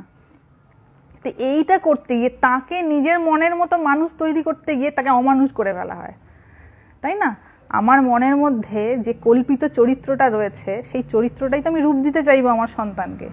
যেই ওইটা রূপ দিতে যাব, আমার তো বোঝাই হয়নি যে মানুষ হওয়া কাকে বলে। দেখা গেল মানুষ হতে গিয়ে তাকে আমি একটা শিব গড়তে গিয়ে বাঁদর গড়ে ফেললাম। এবার সে যখন দাঁত খেঁচাবে, সেই দাঁত খেঁচানি কে সহ্য করবে? আমাকেই করতে হবে। তো ওই জন্য নিজেকে ভগবতমুখী হওয়াটা খুব দরকার। আমি নিজে যদি ভগবতমুখী হই, সে আপনিই দেখে শিখবে। তার তো বিবেক কাজ করবে না, আমি তো এটা দেখে বড় হয়েছি, আমি ওই কাজটা কেমন করে করি। একবার করলেও সে ভুল করবে। ভুল হচ্ছে সেটা যেটা একবার করা হয়, দুবার করা হয়, কিন্তু যেটা রিপিটেডলি করা হয় সেটা আর ভুল থাকে না, সেটা অন্যায় হয়ে যায়। অন্যায়টা যদি কারোর জীবন হানির জায়গা তৈরি করে, জীবনকে নষ্ট করার জায়গা তৈরি করে, তখন সেটা পাপ হয়ে যায়। ঠিক আছে? সেটা আর তখন শুধু ভুল থাকে না, ভুল থেকে অন্যায়, অন্যায় থেকে পাপ হয়ে যায়। ক্লিয়ার? আর বেশি বাড়াচ্ছি না, হয়ে গেছে অনেক টাইম। সবাই ভালো থাকবেন। দেখা যাক শনিবারে লাইভে আশা করছি আসতে পারবো।